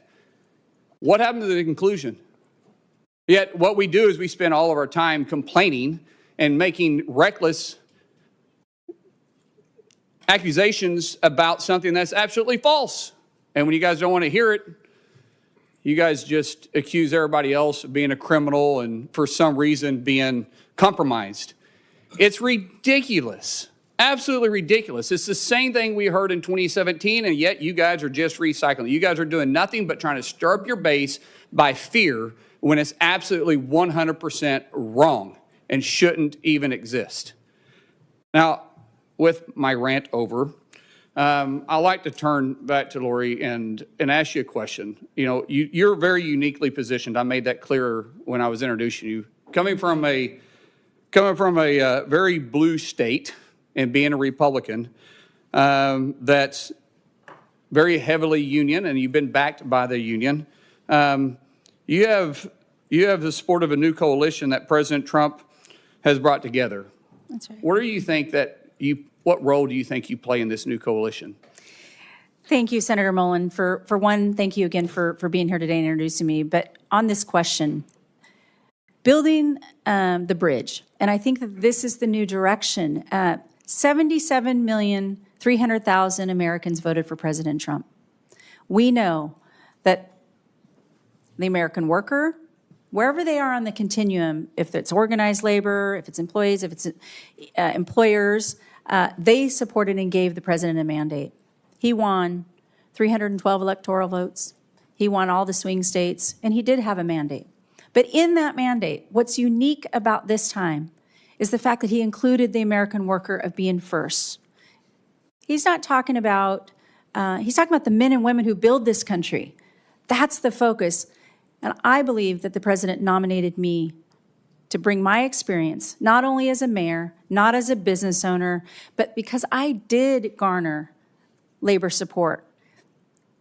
The president and I align in this issue, that if we focus on the American worker, despite the politics that is going to come up sometimes, we're not going to agree on everything, but we can agree that we are at a pivotal moment in this history to capitalize and support the American worker, and that everyone can achieve the American dream. I know how important that was for my family. I know how important that is to all your constituents, and I want to bring people to the table. And when they're at that table, I want them to stay at that table, because I know it sometimes they're going to disagree. But it is not to put the thumb on the scale. It is not to weigh in support on each side. It's to keep them at that table till they determine that they can solve the issues, just like you and Sean O'Brien. This is important to the president. It's important to me. He asked me to be an extension on his team, a formidable team, where we won't forget that. And I won't forget that. I'll work hard every day to be the leader that this country deserves at the Department of Labor to carry on that message for the president. One of President Trump's main focus was bringing jobs back through manufacturing. In fact, the American First agenda was all about protecting the American workers. How do you plan on working uniquely with both sides to bring manufacturing back to the United States? Well, again, thank you for this question, because it is where we have been lacking. We have seen communities be decimated, small rural communities where, Oregon is a timber industry, and they have been decimated over the last 15, 20 years. We have to bring those back so we can build up our communities. I look forward to investing in the workforce. Again, it was mentioned WEO, which is a bipartisan effort, and as a member of Ed and Workforce, I was proud to honor that. And if President Trump wants to bring that forward, I look to working with all of your office for that workforce investments to build up those jobs, to reinvest in those manufacturing jobs. Thank you so much. Thank I you, yield back. Senator. Senator Kim. Thank you, Chairman. Thank you, Congresswoman, for coming on out and talking to us. In your opening statement, your written testimony, you talked about putting American workers first as the priority here, and I appreciate that. I think a lot of us agree with that. I guess I just want to ask you, because you talked about the vision that you have for that should be a vision for our country. So I guess I wanted to ask you to sort of expand on that vision. Is $7.25 an hour, is that enough to live on in America in the year 2025? Thank you, Senator, for the question. I know Ranking Member Sanders asked the same question. I recognize that it hasn't been changed, the minimum wage. I guess I'm just asking you, do you think that's enough for a worker to live on? I'm just trying to get a sense of your vision for what the standard of life for an American worker is. Yeah, well, I mean, again, for every state, for every community, again, I mentioned Oregon. What happens in Portland doesn't happen in Grants Pass. It certainly doesn't happen. I understand that about Oregon, Oregon. But I guess I would ask you, what is $7.25 an hour? That is what in an annual term? Do you know off the top of your head? Oh, it's not a math question. Yeah. So I'm just trying to get a sense of it. So it's about $15,000 a year. Yeah. So I guess I just want to ask you, do you think that there is a state in this country where someone can live comfortably on their own for $15,000 a year? Well, I don't know if there is, but I would look and work with Congress. This is a congressional issue. I hope I can support you in telling the story of what's happening on the ground. But that's what I'm just trying to get a sense of from you is what your vision is, because I do want to try to engage and see if we can work on that together. So, for instance, biggest issue I keep hearing about is about affordability of housing and the challenges that people are facing when it comes to that. So again, I'm just trying to get a sense of where you're at on this. Like, do you have a sense of what percentage of someone's salary should go towards housing? Is there an upper limit in your mind of where you'd like to see that? Well, I know oftentimes they talk about, if it's 10%, 20%, but here's my commitment, Senator. My commitment to you is to tell that story. I will come out and visit every state's and understand what's important to them and tell that story not only to the president, but also work with members of Congress. And if you all see fit, I will fully and fairly enforce the minimum wage laws that you all see fit and work together. I know, again, it needs to be a conversation between us here. I mean, it's not just on us. You're going to be somebody who's supposed to be fighting for the American worker. Is 50% of someone's salary too high in terms of what goes towards housing? Well, again, depending on what the salary is, people can determine that. I mean, if I had to take a guess, you're wanting me to say yes or no. It's hard to guess on what people want to spend on their housing, but I do want to help the American worker. I want them to make enough money. I want them to give them the opportunities, and I want to work with Congress on this issue because it is important. This is a sensitive issue. We hear about it all the time. You know that, and I know that. As I said, the top issue. And I'll say that, when it comes to the lowest median rents that we see in this country right now, it's around $850, $900 a month, which is at around $10,000 a month. Yeah. And these are in some of the states where, again, the minimum wage is $15,000 a year. So talking about 2/3 of their salaries. When it comes to paid leave, I mean, I know a colleague of mine was going to raise this. We were able to move forward on government employees. I wanted to just get a sense, do you believe that all American workers are entitled to paid leave? Again, we don't have a federal paid leave. Should we? Well, that again, I know as a Department I'm just trying to get a sense of your vision. I get it. You're not a lawmaker anymore, but I'm just trying to get a sense of what you're going to be fighting for. What's your vision for the American worker? Well, my vision for the American worker is to achieve the American dream. I understand that, but is a part of the American dream paid leave for all workers? Well, again, I cannot commit to you today that I would say 100% paid leave across the board is something that should be taken up by the federal government. Independent of states, state of Oregon, again, they choose to do that respective of their states. I want people to have the opportunities to keep more of their hard-earned dollars. I know the president, again, is in line with the America First agenda to have those freedoms, to keep those hard-earned dollars that they earn, and we want to make the most prosperous opportunities available for them to earn the most based on what they are skilled to do, and offer them the development and the skills that they can to earn that opportunity. I want this more than anything. Yeah, and look, I want it too, and that's why, if confirmed, I want to work with you on this. Absolutely. But I'll just tell you, When I talk to workers back in New Jersey, they say it feels like death from 1,000 cuts right now. There's housing, there's health care, there's so many other things. They're working 2 to 3 jobs just to be able to get by. They're not asking for the moon. They're just asking to be able to live a life of dignity and decency. And I hope that we can at least be able to stand up and say that that's what we're going to fight for. I yield back. Thank you, Senator. Kim. Senator Tuberville. Thank you. Good morning. Good morning, Coach. Let's beat a dead horse here. Right to work state, Alabama. My constituents at home want to know that, are you going to try to change our status as right to work? I respect the fact that you are from a right-to-work state, and I respect the fact that you can continue to be a right-to-work state. Thank you. Back when we had the PRO Act, I offered an amendment that would require authorization from employees in order for any kind of dues, fees, or assessments to be used towards a political campaign by the union bosses. It failed. Are you for that? Are you for, how would you handle that? Dues going to from a union, paid in a political contribution from employees that are not asked, can we use your money? So you're saying they pay their dues, it's used for a political contribution without their knowledge? Right. Yeah, well, again, that's not something that I think they should be aware of where their dues are going. Yeah, okay. Just asking. Yeah. You voted for the PRO Act. I was just asking. I didn't, Senator, if I could correct the record, I did not vote for the PRO Act. I put my name on this. We did not have a vote on the PRO Act, so I just wanted to correct the record on that. All right. We had this conversation a couple of weeks ago. My constituents want to know, you worked in Planned Parenthood years and years ago. You pro-life or pro-choice? I am supportive of the president's agenda. I have a 100% pro-life voting record in Congress, and I will continue to support the America First agenda, which we know includes life. Good answer. All right. Talk to me about legal immigration. In my state, we have the most engineers in the country, in the state of Alabama, because of NASA and defense contractors and all those things.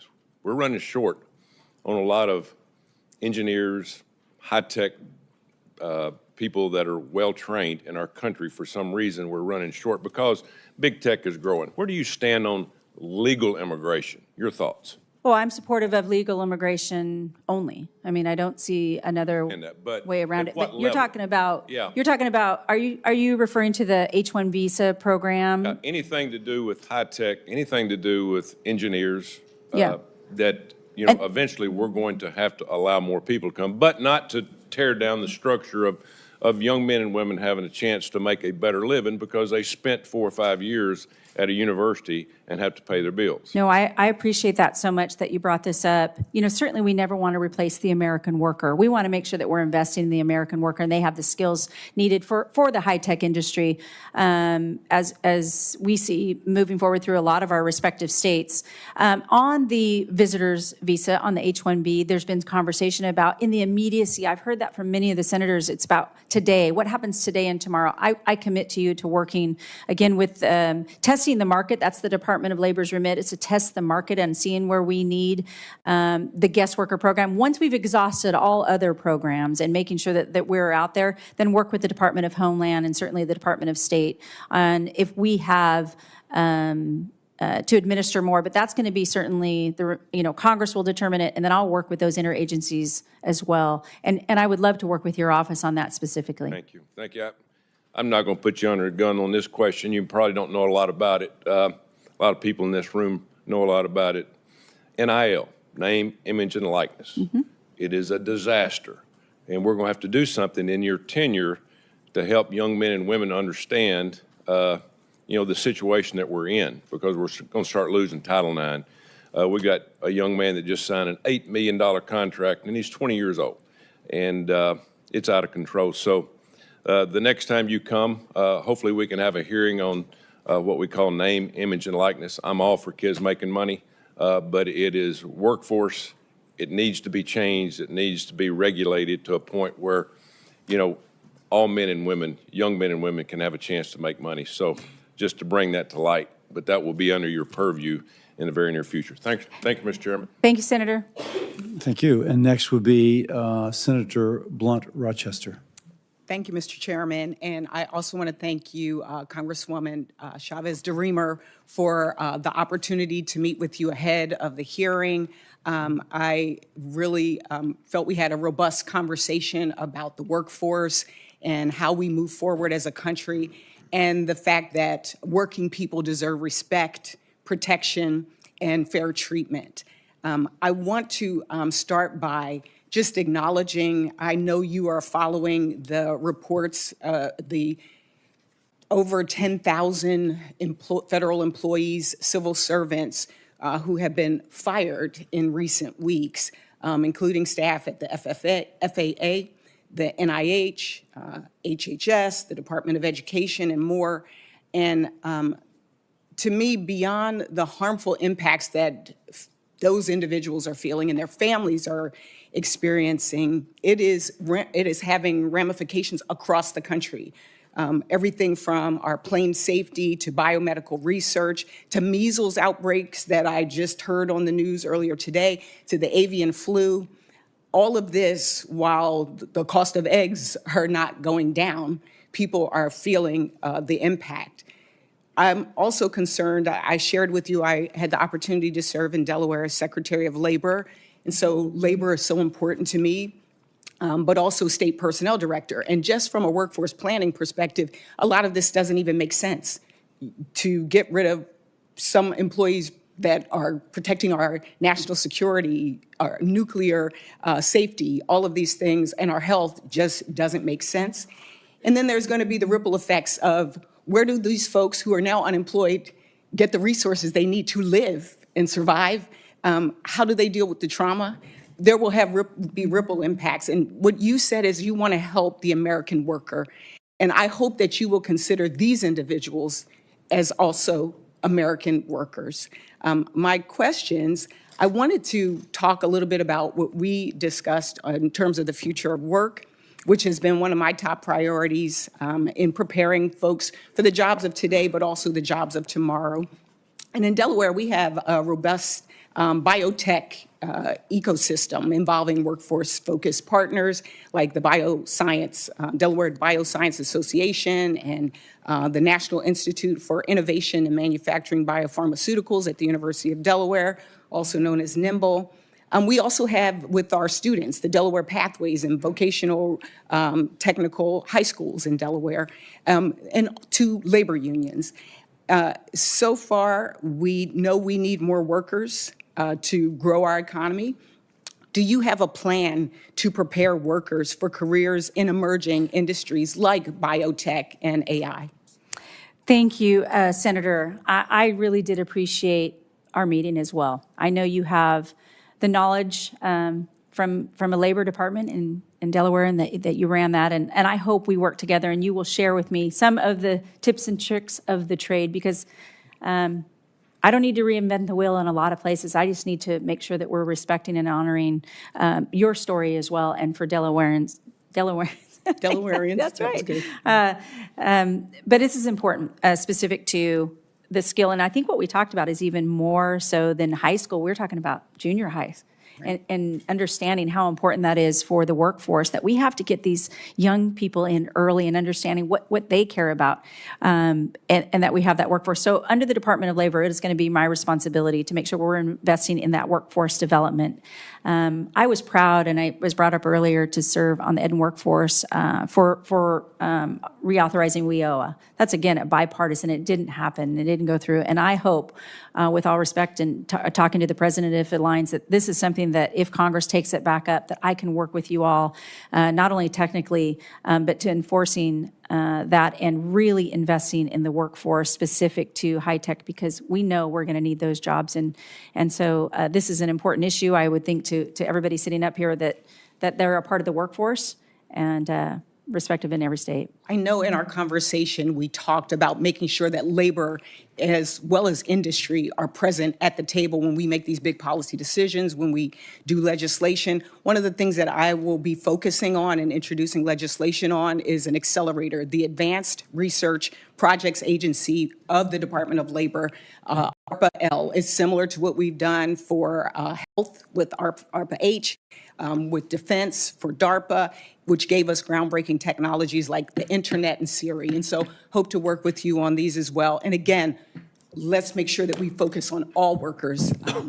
That includes those folks that are being fired, laid off, and in a lot of trauma. Thank you, and I yield back. Thank you, Senator. Thank you, Senator. Senator Murkowski. Thank you, Mr. Chairman, and welcome to the committee. I enjoyed our conversation. We had a chance to talk a little bit about the Alaska workforce. I'm looking at an article that just came out, and it cites to the Alaska State Department of Labor and Workforce Development, looking at labor statistics, or workforce statistics back in 23. We don't have 24's numbers yet. But right now, non-resident workers in our state make up 23.5% of the workforce. That's a lot. It means we get folks that come to us from other states.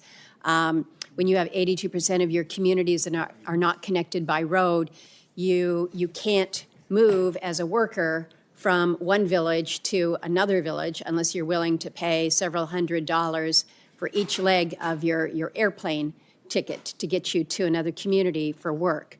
So we rely on out-of-state workers. In the oil and gas industry, 37.4% of the workers were non-residents. In the mining industry, non-residents accounted for 41.6%. In the seafood processing sector, which is significant, it's one of our largest employment and economic drivers in the state, producing more than $5 billion in economic activity. So this is big for us. But what is even bigger is in 2023, 82.8% of the workers were non-resident. We process our seafood in small coastal communities that, if they have a population at all, it's maybe 500 people that are there. You cannot run a seafood processing industry when you don't have the workers. And so back to the comment that was made earlier about H-2Bs, this is significant for us. Senator Collins asked about your commitment to issue supplemental visas in a timely manner, but also to the maximum extent allowable. You do have that discretion. You've indicated that you're going to work to that. I'm going to ask you to look specifically to the seafood processing sector. Of all the sectors that are out there, and my friend from Virginia knows full well, seafood is more truly seasonal than so many other sectors. But right now, we're competing, if you will, for these H-2Bs with other sectors like landscapers. Last I checked, you can do landscaping 365 days practically in most parts of the country. The seafood sector in Alaska, you're looking at an industry during the summer, at least when it comes to salmon, where it is literally an 8 to 10 week season. We are the poster child for seasonal workers. I need to know that you will not only support the H-2B visa program, but commit to working with me on legislation to exempt seafood processors from the H-2B visa caps. This is something that we've been trying to work for years. Basically, we've been stalled out by big labor that is so concerned that we're not offering these jobs to people across the country. You can't get an H-2B visa until you have demonstrated that all the efforts that you have made to seek U.S. workers and that none are coming to you. So we had the conversation in my office. It's important to state it here publicly how significant it is, and I need your assurance that you're going to work with us and work with your partners within Homeland Security as well on this critical issue for us. Yes, ma'am. I will commit to working with you specifically on this issue. Thank you. I appreciate that. A lot of conversation about apprenticeships, so I'm not going to revisit that, although I did just come from a meeting with the head of the Alaska Military Youth Academy, who was talking about the benefits of going from that exceptional program to hand in glove with the Alaska Works training program, so that these young people can see the benefits right then, right there. Maybe I want to be a welder. Maybe I want to be a carpenter. But you take them hand in hand. Last thing I'm going to raise is something in a conversation just yesterday with the head of the building trades. We're talking about childcare. We're talking about childcare because we can talk about a workforce, but if people can't get to the workforce because they can't afford childcare, so I would hope that you're going to prioritize families in the workplace and support incentives for on-site childcare. Yes, ma'am. Thank you. Thank you, Mr. Chairman. Thank you, Senator. Senator Markey. Thank you, Mr. Chairman. Welcome.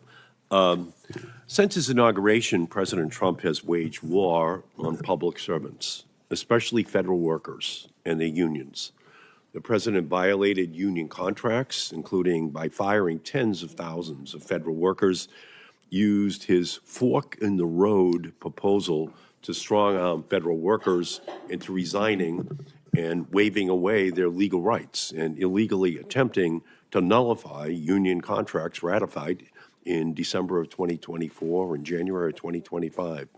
As Secretary of Labor, will you abide by the terms of collective bargaining agreements between the Department of Labor and federal agency staff unions?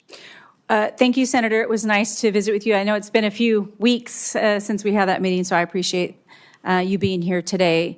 Certainly, the Department of Labor is outside of the NLRB, where collective bargaining is committed and happening, independent of the Department of Labor. So I will, work with your office in determining exactly what it is that you're specifically asking, but outside of the Department of Labor is to protect the American worker. And then, of course, as we overlap, because the Department of Labor expands a little bit more than collective bargaining and unfair labor practices under the NLRB. But will you advise President Trump and Elon Musk that they must reverse all decisions that violated the contracts that were negotiated between the unions and their agency employer? Well, certainly my role, if confirmed, is to advise the president on a full picture, and I will be candid on what that full picture looks like and then work with the White House. And if it aligns with the president's America First agenda, I will be that advisor to him, yes. Right. Well, I mean, obviously, collective bargaining is not part of his agenda, and that's where the Department of Labor historically has intervened to make sure that those protections are put in place. In 2023, during a House Committee on Education and Workforce markup, you said you can't have a strong union without the presence of the NLRB. On January 27th, President Trump illegally fired NLRB board member Gwen Wilcox in direct violation of the National Labor Relations Act. The NLRB now lacks a quorum and cannot enforce laws meant to protect working people from union busting and other illegal behavior by companies. And last night, President Trump signed an executive order stating the previously independent NLRB must now report to him. And the overall effect of this full-on assault is that President Trump has left workers unprotected with no way to exercise their labor rights.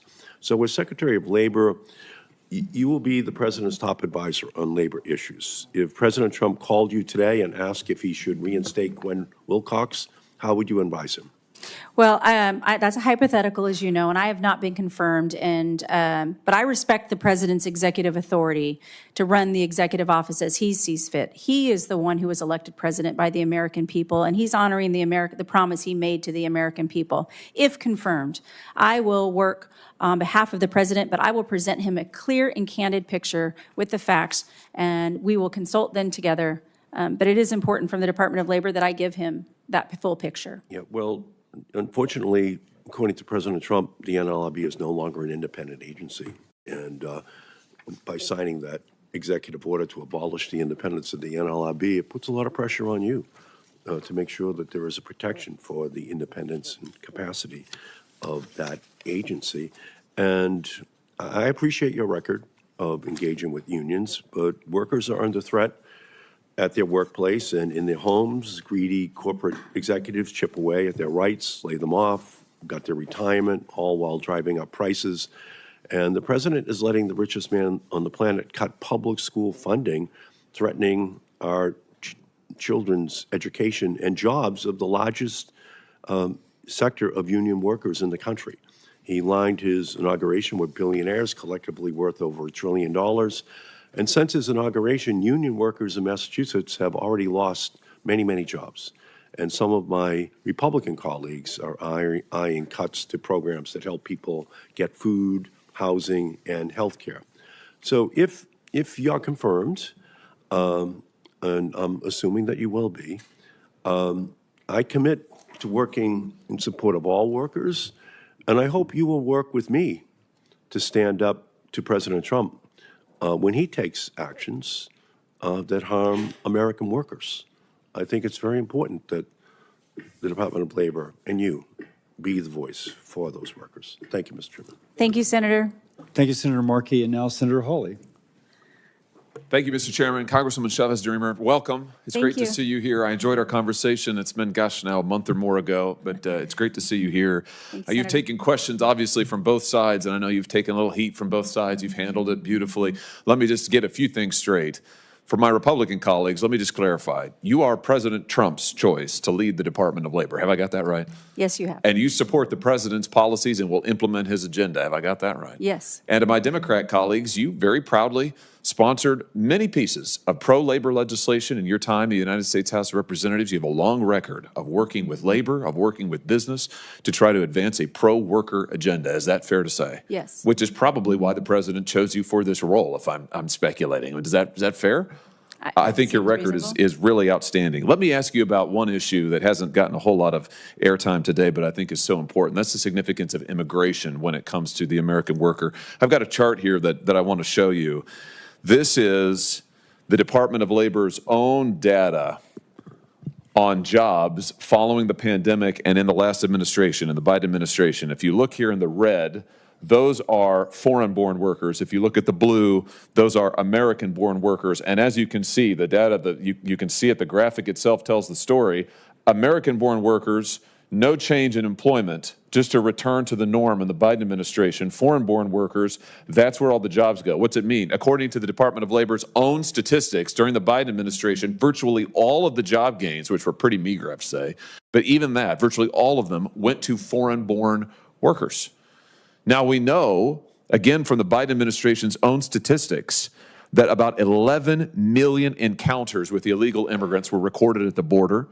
During 1 month alone, the Biden administration allowed 370,000 illegal immigrants to cross the border. Many of these people got work permits and started working, competing with American workers and legal residents, many of them union members. And of course, illegal immigrants, not union members, companies don't pay them the same wages. They don't offer them the same protections. Speak to the danger of out-of-control illegal immigration when it comes to wages and benefits for American workers. Thank you, Senator. Very important issue, and one that I know that the president has been very public about, protecting the American worker, and understand that we don't want to displace American workers. I understand some of the senators in the guest visa program on the immediacy of certain industries. But as a whole, we want to make sure that we're always investing in the American worker first, that we want to be one of the strongest economies in the union and in the world. So we can be on a level to compete with our, maybe our foreign adversaries when we're talking about China. But what's important to the president and important to me and how we align is making sure that we're putting the American worker first and that they have the opportunities to earn and be at those jobs as they see fit, and the Department of Labor to support them in that investment in that those industries. Is it fair to say that a tough border policy that cracks down on illegal immigration, that stops the flow of mass illegal immigration across our border, stops the work permits being given to illegal immigrants, this is pro-worker. This helps American workers maintain their wages and maintain their jobs. Is that fair to say? It does. Let me ask you about some of the children who came across the border were trafficked across the border in the last administration, 520,000 of them, to be precise, unaccompanied children trafficked across the border, hundreds of thousands of them lost, and now being exploited by companies like Tyson's Food, for example. Let me just give you an example of bad corporate behavior. Tyson's Food has closed down 2 major plants in my state, the state of Missouri, just in the last year and a half. They have canceled contracts with farmers. They have put thousands of workers in my state out of business. And yet, we know from the investigations done by the New York Times and others that they have huge numbers of illegal child labor in their supply chains. In their factories, they are putting children who are trafficked here to work. So they're firing American workers, but they are exploiting child workers. Will you go after companies like Tyson's and anyone else who would violate our labor laws and exploit children while they are firing American workers? Yes, it's an important remit under the Department of Labor, as you know, to protect and not exploit all workers, but certainly child labor should not be accepted by anybody in America. And the Department of Labor has the enforcement capability to double down if they knowingly are breaking the law and exploiting children in their factories. I think we've got to make the penalties even tougher. Senator Booker and I have bipartisan legislation to do that. And again, it is pro-worker to say we're going to protect Americans who are working legally, and we're not going to allow children to be exploited in this country, or people trafficked into this country to be exploited for the purpose of profits by these mega corporations. Thank you, Senator. Thank you, Senator Hawley. Senator Also Brooks. Thank you. Good morning, Mrs. Chavez-DeRemer. And I want to, first of all, congratulate you and your family on your nomination. And to begin by saying Maryland, the workers that we're talking about today, Maryland has the highest per capita share of federal workers in the country. So the people that we're talking about are my constituents, by and large, and they are reeling from this administration's mass firings. Now, when we had our conversation last week, and I know that it was reinforced today, you assured me that you would abide by the law, that even if encouraged to break the law, you said that you commit to following the law. Is that still the case? Yes. Now, do you believe that a collective bargaining agreement is enforceable under the law? Yes. And if I can ask you, are you aware of the statute which recognizes the right of federal employees to engage in collective bargaining? I don't know the statute number, so. It's Title VII of the Civil Service Reform Act, but what I can tell you is that statute, are you aware of that statute or any statute that limits the binding nature of a collective bargaining agreement based on when it was signed? I'm not an attorney, as you know, and so I would like to. But you would be in charge of enforcing the law. So if it is the law, yes, that there is no statute that limits the binding nature of a collective bargaining agreement, then you would enforce that collective bargaining agreement. I will fully and fairly enforce the law. Now, I want to tell you that President Trump has canceled what he has called as lame duck collective bargaining agreements. And I want to ask you whether what statute there is that you believe would give the president the authority to cancel or void approved union contracts certified during a lame duck. I'm not familiar, and I cannot weigh in on any specific statute that you're asking me about. But again, if it is the case, and it is, that there is no statute that allows you to set aside a collective bargaining agreement, there's no time limit, would you enforce that collective bargaining agreement pursuant to the law?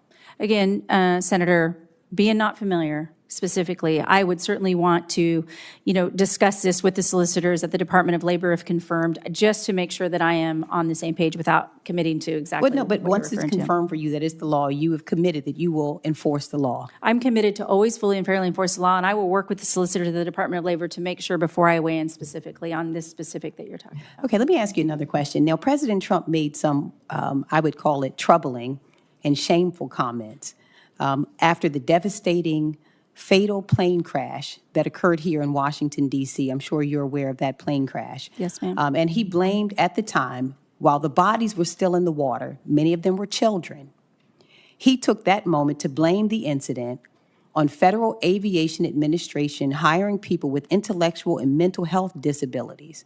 Again, while the recovery efforts were going, do you agree with the president's comments? Senator, I cannot comment on what the president says or does not say. I support the president in this agenda that he is moving forward with. No. And so The for question me is not to- his agenda. I Do you agree understand. that with the comment that hiring people with intellectual and mental health disabilities was the reason do you agree with the comment that that was the cause? I have not had a conversation with the president on this, and I cannot weigh in and speak to that any further. Okay, want to make you aware that the same hiring language that appeared on the Federal Aviation Administration's website under President Biden are also there during President Trump's first administration as well. So nothing has changed in terms of the hiring practices. But should workers with disabilities be allowed to work Absolutely. at FAA? Okay. Now, in an email that was sent out across the government through OPM, it classified, it used language that, quote, said that their goal was to move from their lower productivity jobs in the public sector to higher productivity jobs in the private sector. Do you agree that public sector jobs are low productivity jobs? Again, no, this is not hypothetical. Unless we determine what those are, it's hard for me to, if just putting it all in one size fits all, it's hard for me to comment on that. No. It's a yes or no. Do you believe that public sector jobs are, quote, low productivity jobs? Is that your opinion? On its face, no. No. Okay. Thank you so much. Yeah, thank All right, you. I yield. Thank you, Senator Russell Brooks, our senator from Kansas, who's a little humbler this week than he was 2 weeks ago. Chairman, I hadn't even thought about that issue for about 3 minutes. But I am serving lunch today to the junior senator from Pennsylvania. And Senator Blunt Richardson notices that you're wearing Philadelphia Eagle colors. So guilty as charged. Guilty as charged. All right. Well, welcome, Congresswoman. Thank you for being here today. I'm so grateful for President Trump nominating you. Thank you. I think when he did this, it was certainly a shout out to the hardworking men and women across this country. Based upon your resume, the work you've done, that you certainly have been a person committed to, again, those hardworking men and women across the country, union or non-union workers. Those are people that President Trump supports, and we want them to be successful. We want you to be successful, and I think you're going to be a great representative at the table. Represent him as we're going forward. I want to talk about workplace development for a second. Though unemployment is relatively low, supposedly, our participation rate isn't as good. And I think there's an opportunity there to get people back in the workforce. And if they don't have the skills, the education to do that, then let's help them out. I see there's so many great opportunities, our community colleges, our technical colleges, the unions, apprenticeships, all those pieces are out there. What can we do? What can you do to help support them and help them be successful? Thank you, Senator Marshall, and I'm sorry that the chairman is being so mean to you in the first few minutes of you being here. But again, it was great meeting with you because we had that conversation about workforce development and workforce investment in our communities and how it can differ oftentimes in a metro area versus a rural area and all of the above. And how you mentioned to me your family in the local community colleges. I took Clackamas Community College right outside in Clackamas County, right from Happy Valley, and how important that was for the community as a whole. And from the Department of Labor, I couldn't, again, be more prideful that I had served on education and workforce on the WIOA reauthorization. And while it didn't make it through, I hope Congress, if the president sees that this is important, that Congress will take this back up for the reinvestment into our young people so that they can be skilled and reskilled in our respective states. I can't wait to come out and visit. And I think I've mentioned this, a couple senators coming out to labor laws are affecting your respective states and the investment in the workforce. So I commit to you that I will work hard for the Department of Labor and the agencies within the Department of Labor to make sure that our young people are ready to go in the workforce. And I also know we talked about the average age of a community college entrance is 27 years old. Sometimes people are looking to upskill or get another certificate so that they can stay in their communities where they're raising their families, and that's their investment. So I look forward to making this wholeheartedly a pillar of the Department of Labor is workforce investment and development. More flexibility in the Pell Grants would be a step forward. And we worked on that also in Ed Workforce and sponsored that bill we did it for pilots, young pilots, but certainly that was important. What about how can you better work with state agencies? Well, oftentimes the Department of Labor and the federal-state partnership is key and sometimes forgotten.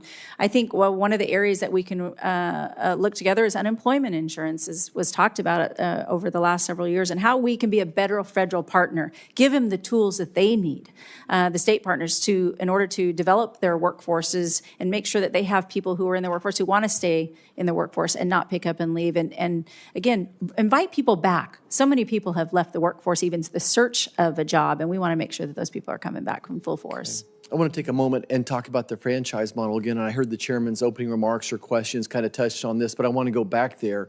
In my mind, what the franchise model has done is helped many people achieve their American dream of owning their own business and being successful too. That's right. And I think it's been a great opportunity, especially for women, for minorities, for veterans as well. And we have to work on this balance. I want the unions to be successful. I want the franchises to be successful as well. How do we achieve that balance? Any thoughts on where's the win-win opportunity when it comes to that issue?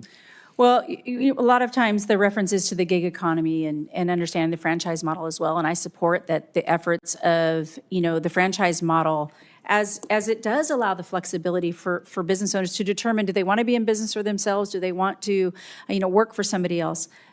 But I think the only change that can be talked about today that will work in all of these is everybody has to have that voice and understanding at the table. One of the reasons the president nominated me, and then it's kind of been mentioned, but it's not always that we're going to agree on both sides, but we're going to be understood, that they will have a voice. That's the difference this time, that I want everybody at that table to have that voice and what is valuable to them and their membership or them and their employees or a business owner when they're struggling. Compliance is important, the education of compliance. And then also, that we can protect all American workers. There's a continuum from the first day that we have our first job all the way through retirement. Wherever a worker is or a retiree is on that continuum, they should be respected for the hard work that they've put in. I can tell you, bringing everybody at the table is going to do just that and reinforce the things that we care about in our respective states. Thank you. Thank you, Mr. Chair. And thank you, Representative Chavez-DeRemer. I enjoyed our conversation last week and appreciate your enthusiasm. I thought I'd start with just a quick answer, a quick question, that if you track the shrinking of the middle class, which we've seen in this country over about the last 60 years, I think it's safe to say, it almost exactly tracks the reductions in unionized labor in terms of as a percentage of the workforce. They track almost perfectly. Do you agree that we want to get more workers in unions as a method to expand the middle class? Is that a worthy goal? Well, I think the goal is the option. If people choose to organize, they should have a free and fair right to organize. And if they choose not to, they should also have that right. But don't we want to have more? Isn't the country better off with more working people getting paid better wages? And really, the only way that generally happens is through union representation. Well, again, supportive of both sides of the table is going to be important. If an employee chooses that they want to be in a union, or they have the right to do so. And the same if they choose not to. It was just mentioned on the other side about, what does it look like for the franchise model or the independent contractor model. So I think the flexibility and the conversation is what's key here. And is there room for both? I believe there is. The president certainly believes there is, because this is the new direction of where oftentimes we've had the extremes arguing. If we keep the American worker first and foremost, we're going to come to the center of that table and I think develop exactly what you're talking about, keeping more of their hard-earned dollars. I appreciate that. And again, the ultimate goal, we want to expand the middle class. I appreciate your small business background as a small business person myself in a past life. I think that will be invaluable. We met last week with some of the leadership from the Cherry Creek School District in South Metro Denver, one of many that has innovative apprenticeship systems they put in place, and they're training teachers, HVAC technicians, engineers, aerospace manufacturers, go down the list, healthcare workers of various sorts. And this is just one of many programs we've got in Colorado. Now, the president's proposed funding freezes are going to prevent us from keeping many of these programs running in our state, and I think taking valuable opportunities away from the kids. How can you, as secretary, assuming you get approved, how can you protect these programs against attempts to unilaterally, and I think in some cases unlawfully, claw back the federal funding from these programs? Well, I think the key here is going to be presenting to the president, again, I mentioned visiting and understanding exactly what's happening in Colorado and all the respective states, and presenting to the president as his advisor what's happening on the ground. That's what he wants to see, a candid, clear, concise picture so that as we move forward in the America First agenda, that we're going to be supporting the American worker. That is first and foremost in his agenda. We're aligned in that. That's the conversation that we had, is that he wants to support the American worker. And so I will present to him the clear facts from all of the respective states. Okay. Back to youth apprenticeships, which, as you know, my last 6 years as governor, that's what I spent a lot of time on. And I look at it as one of the great gaps that 65 to 70% of our kids aren't going to get a 4-year degree. And we have done a piss poor job of giving them the tools to acquire the skills necessary to have, the American dream. Is there ways that we can look at to expand apprenticeship programs, youth apprenticeship programs? So I'm not just talking about 18 and over. I'm talking about 16-year-old, 17-year-old, 18-year-old kids who could want to work in an accounting firm or an advanced manufacturing or a hospital, whatever. How can you see us expanding that through your tenure at the Department of Education? Well, I think we can certainly agree that, and you heard the conversation about, speaking to even our youngest, our junior high, our middle school kids, all the way up into high school. But I would like to work with your office and, if confirmed, get into the Department of Labor, really expand and explore what can be done. But if I could work with your office specifically on this and get to know it a little bit better, I would like to have that conversation with you. No, I will take that and we'll follow up on that. We'll get you out to Colorado. A lot of the records, on February 5th, DOJ went to the Department of Labor and demanded that certain federal employees' information be released. And I think there was a lot of retirement account, private information. We haven't seen I haven't seen any disclosure of how those records are going to be used. And I think, what are the reassurances that the American people have that those are still safely secure? Well, I haven't seen them either because I have not been confirmed, as you all know. I have not been read in onto what is happening with DOJ in the Department of Labor. But if confirmed, that'll be the first thing I do, is make sure that I'm briefed on it and made aware of everything that's happening. So I don't have that answer for you because I don't know what's been happening either. Okay, fair enough. Thank you.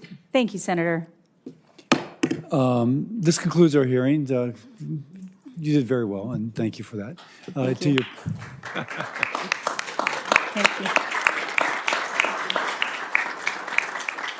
To your parents and husband and children, I know y'all are Yes, incredibly proud. This is my, so let me just my say mom that. and dad, Yeah. my daughter, my parents.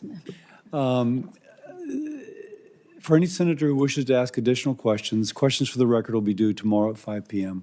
We now conclude the hearing. Thank you. Thank you.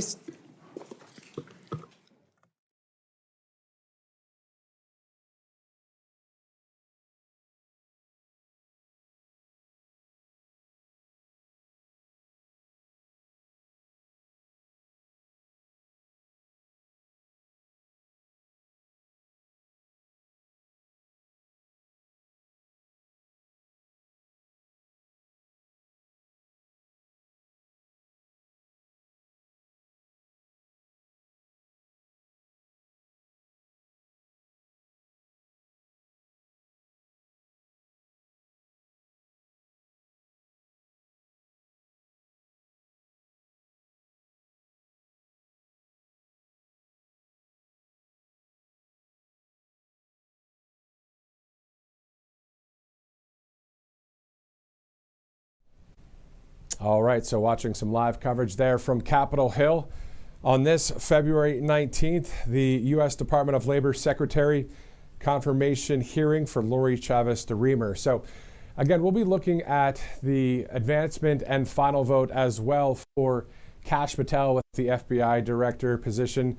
Something that we don't know if is today or tomorrow. We'll follow it for any Senate proceedings, of course, on the U.S. Senate floor, as it's about 12:15 here on Right Side Broadcasting Network. All right, so later this evening, President Trump will deliver a speech in Miami. We'll carry that speech live right here on Right Side Broadcasting Network. And of course, CPAC coverage actually starts tomorrow. We'll have live coverage Thursday, Friday, and then the first half of Saturday. So looking forward to having that live coverage with our crews there on Right Side Broadcasting Network. All right, so President Trump also later today on Air Force One will be signing some executive orders. We'll be uploading that video to our various social platforms as we continue our live coverage. Also, if there is any breaking news stories, whether inside the Beltway or outside the Beltway of D.C., we'll have that here for you over the next few hours. If not, our next broadcast is set to start at 4 o'clock Eastern, as President Trump will be speaking at the F2 conference in Miami, a speech directed to Saudi Arabia as well. A lot of news going on, as you guys know. Stay with us here on Right Side Broadcasting Network. All of it brought to you by a number of great sponsors, including Colonial Metals Group. All you have to do is go to freegoldguide.com. You'll learn more about the urgent retirement warning that is out there when it comes to the fact that some billionaires are fleeing Wall Street. I mean, $133 billion in stocks dumped by Warren Buffett. And also when it comes to the fact of tax-free, tax-sheltered IRAs and 401ks backed in gold and silver. A great retirement plan right there, and a great diversification of a portfolio as well. So all you have to do is go to freegoldguide.com/RSBN for more information. You see that QR code as well. So a great sponsor here at the network. We'll also speak with the founder and CEO of Colonial Metals Group, Paul Stone, on Friday. Moving on now to MyPillow.com. Of course, MyPillow.com/RSBN, another great sponsor here at Right Side Broadcasting Network. A bunch of products on there, as you guys know, more than 2,000 great products. And I think I just saw on Mike Lindell's Truth Social page a flash sale for, I think it was 6 towels for $29.99. That's a great deal. We're seeing some other deals there. My towels for $29.98 actually. So right now some good sales going on out there. RSBN, use that promo code as well.